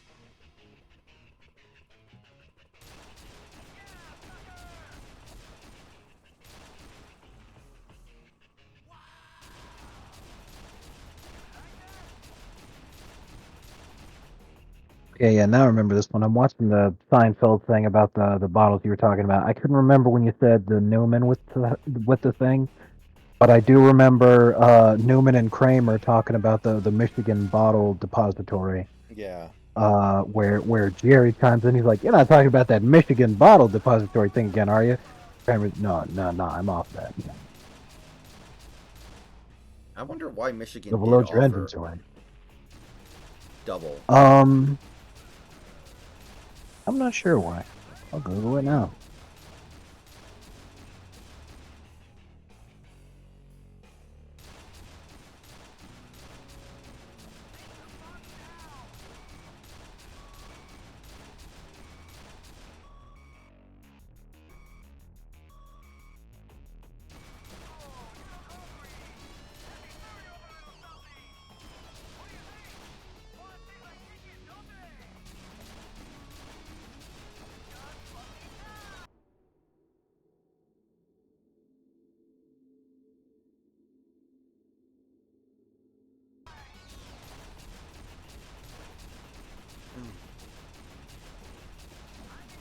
Oh, that's why.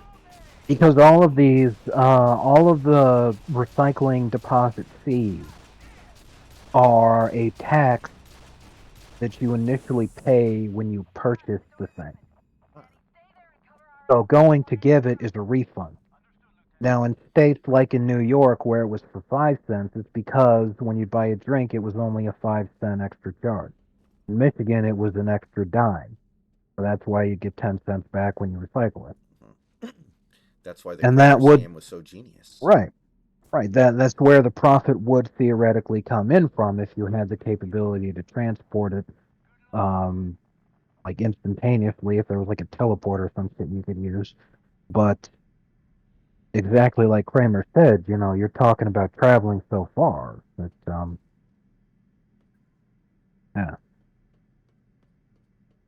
The Texans beat Ravens. I don't want to hear anything from Lamar Jackson bootlickers. Well, MVP is a regular season award, and it would be hilarious because then he'd get Dirk Nowitzki'd, where he's being given the award and he's all fucking forlorn and shit. So that'd be hilarious. But you can't deny that the Ravens had a fucking excellent season. And Lamar winning MVP is a hell of a lot better than somebody like Brock Purdy winning it.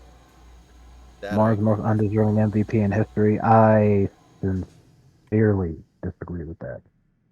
There have been a lot of people who've been given MVPs before that deserved it a lot less than Lamar. 24 touchdowns is an MVP season. The Ravens had the strongest strength of schedule in the league, and they were historically good. Is that true? Lamar not Lamar not stat padding doesn't matter.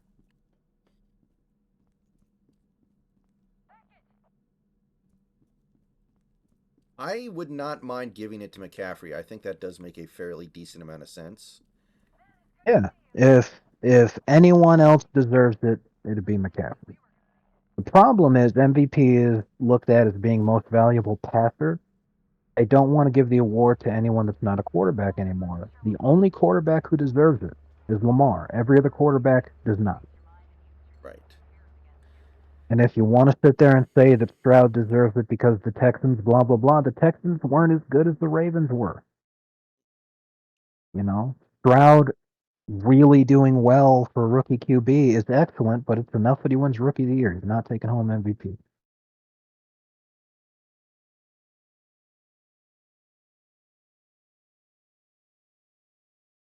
So, my house is currently being remodeled partially. A couple of rooms upstairs are being redone. And my Mhm. dad's employee, basically, who works for him in Mhm. for his business, also does a lot of stuff around the house. He's good at that kind of stuff, so he's over helping, right? Because it's my Mhm. dad's off season anyway, and my dad needs to give him something to do. So it works out Right. really well. And he told an amusing anecdote um, earlier today. In Back in the old days in New England, they would actually feed lobster to prisoners because in their mind it was like, oh, we're trying to catch fish. What the fuck is this bug crap we're pulling up in the cages? So they're like, Right. let's just give it to somebody. Like it was considered to be like the cheapest, most undesirable food. So they just gave it to people in prison, Right. Yeah.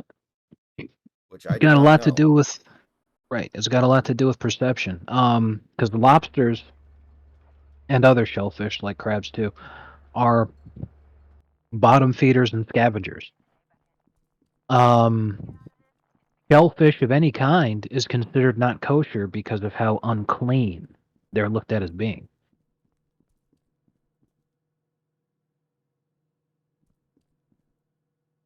And to go along with that, like you're saying over in New England, in and around Maine, where so much lobster fishing is done, it's because there's fucking gazillions of them. They're all over the damn place. They're like cockroaches. And what's really horrifying about lobsters in particular is that they're somewhat eldritch abominations, which is to say, lobsters do not die of old age. If you keep feeding them and they don't get killed in combat, they don't die of old age. They don't decay, they don't fucking fall apart from old age, they don't die. They just keep getting bigger and bigger and bigger. That is horrifying. Yes, it is. But eventually when they get big enough, something fucking kills them. You know, because like imagine if it gets big enough to attract the attention of a shark, then a fucking shark will take it out. But if you just let it go and it never got killed in combat, it could be thousands of years old and like Godzilla sized. Don't turtles also live really long for the same Yes, but they reason? will die of old age. They will die of old age. But I find it to be absurd that something could go from like bottom of the barrel shittiest food imaginable to a delicacy that you have to pay hundreds of dollars to get. Like that's wild. Yeah. Yeah, I agree with you there. And it's all just about who eats it, you know? Like way back in the day, now we're talking about in the 1500s. Potatoes were not a very widely farmed crop, and because of their scarcity, they were viewed as rich people food. Hmm. So the nobility were the ones that ate them.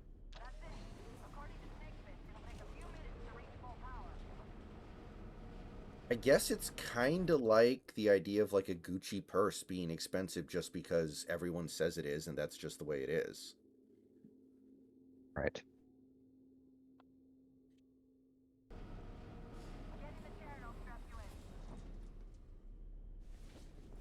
Like beluga caviar being so expensive makes sense in terms of its scarcity. It's fucking difficult to come by.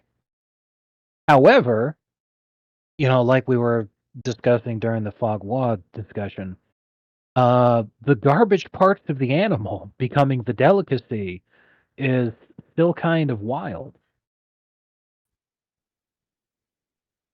You know, even if you can call it the rarest part, it's still nuts.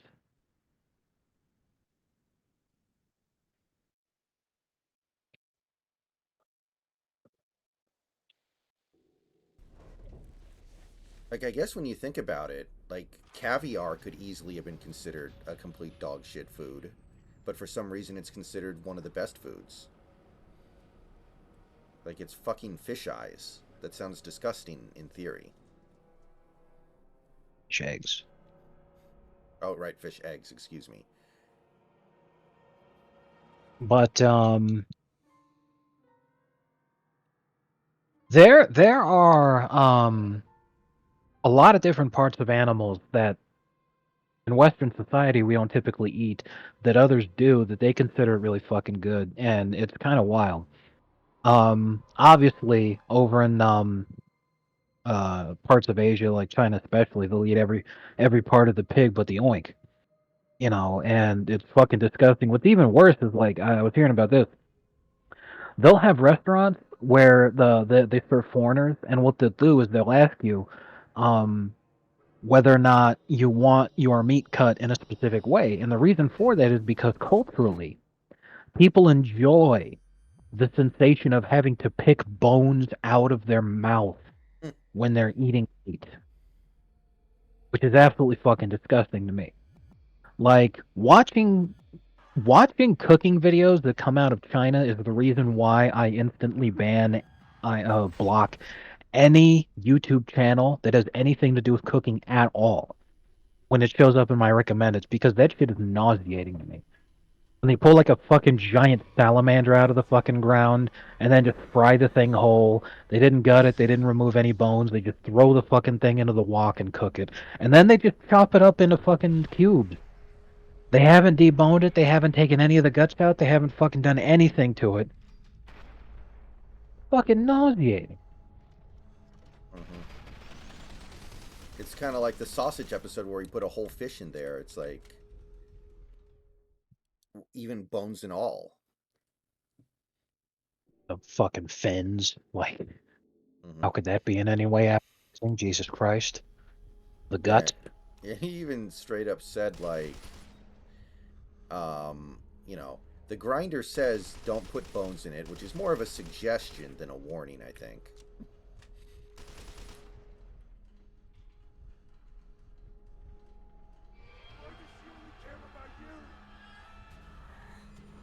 I have no idea what's going on in this game right now, but we're about to beat it. There's no way in hell I could ever eat cow tongue tacos, guys. I don't care how good you tell me they are. That's not happening. What's more nauseating to me is watching like I saw like a video of an Indonesian and he was just holding a cow head. Just a fucking cow head. And then he just started biting it. And I'm like, that's fucking gross.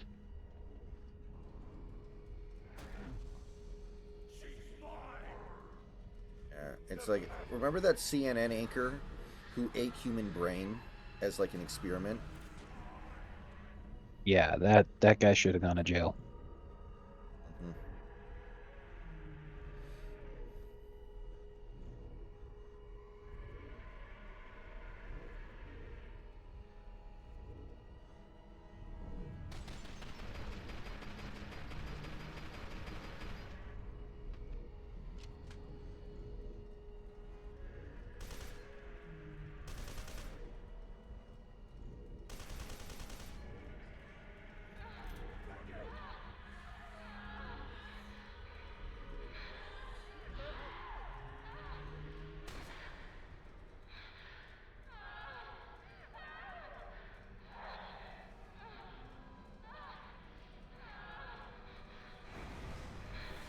All right. 3 minutes shy of midnight, and we beat the fucking game. Let's go.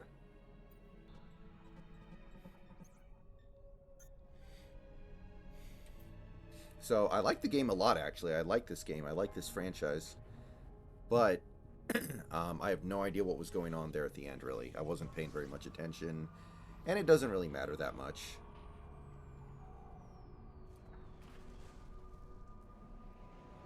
Well, Far Cry 3 was supposed to be erotic. This is not erotic in the slightest.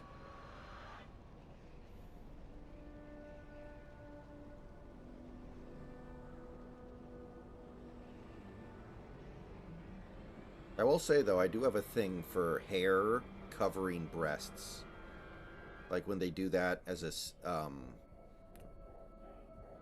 risque censor technique, when they have a woman's hair censor her breasts. I do like that.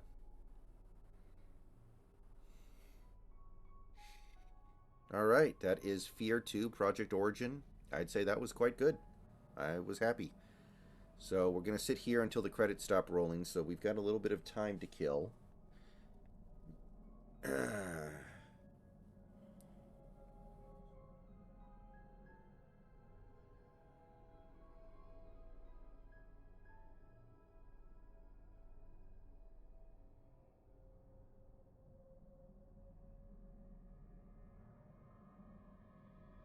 I dined at a restaurant and left a 15% tip instead of a 20% tip. Upon exiting, the waitress looked at me scornfully. What should I do? What kind of question is that? The answer is obviously nothing. You move on with your life.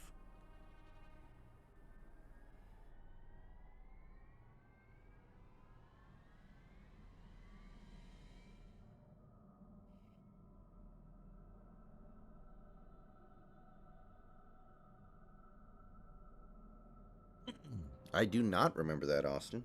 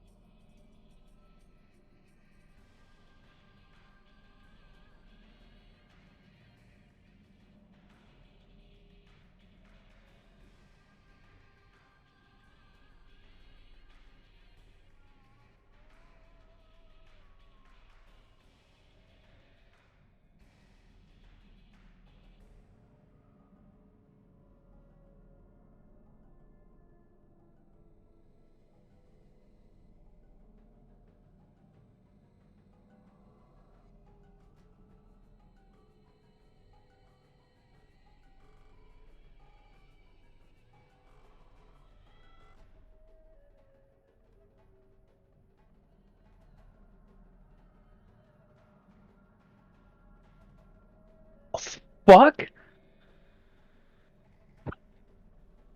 Oh my god.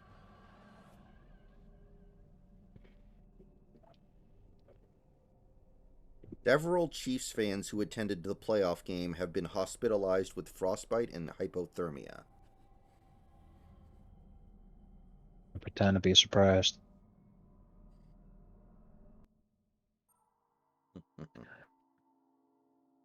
I'm going to sit here and say I genuinely think that should be the last time that any game is ever played in that cold of a temperature. If it's going to be that cold, fucking call it off. Yeah. Host it at a neutral site or something. That's just fucking inexcusable. If fans are getting hospitalized with fucking frostbite, like I know everyone wants to fillet themselves over herp derp my ice bowl. Oh my god, look how tough they are for playing in the fuck that shit, dude. Why? What the Make it, hell's the point? yeah, make a watchable product. Exactly. Like make a watchable product literally for the fans in attendance so that they're not getting fucking frostbite. Are you kidding me?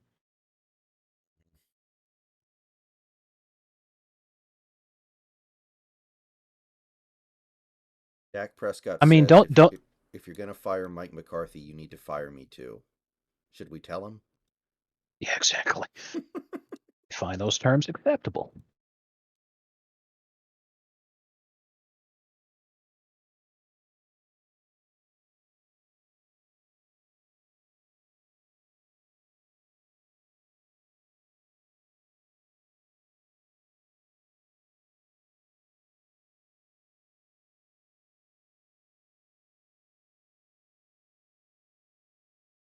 Eat it.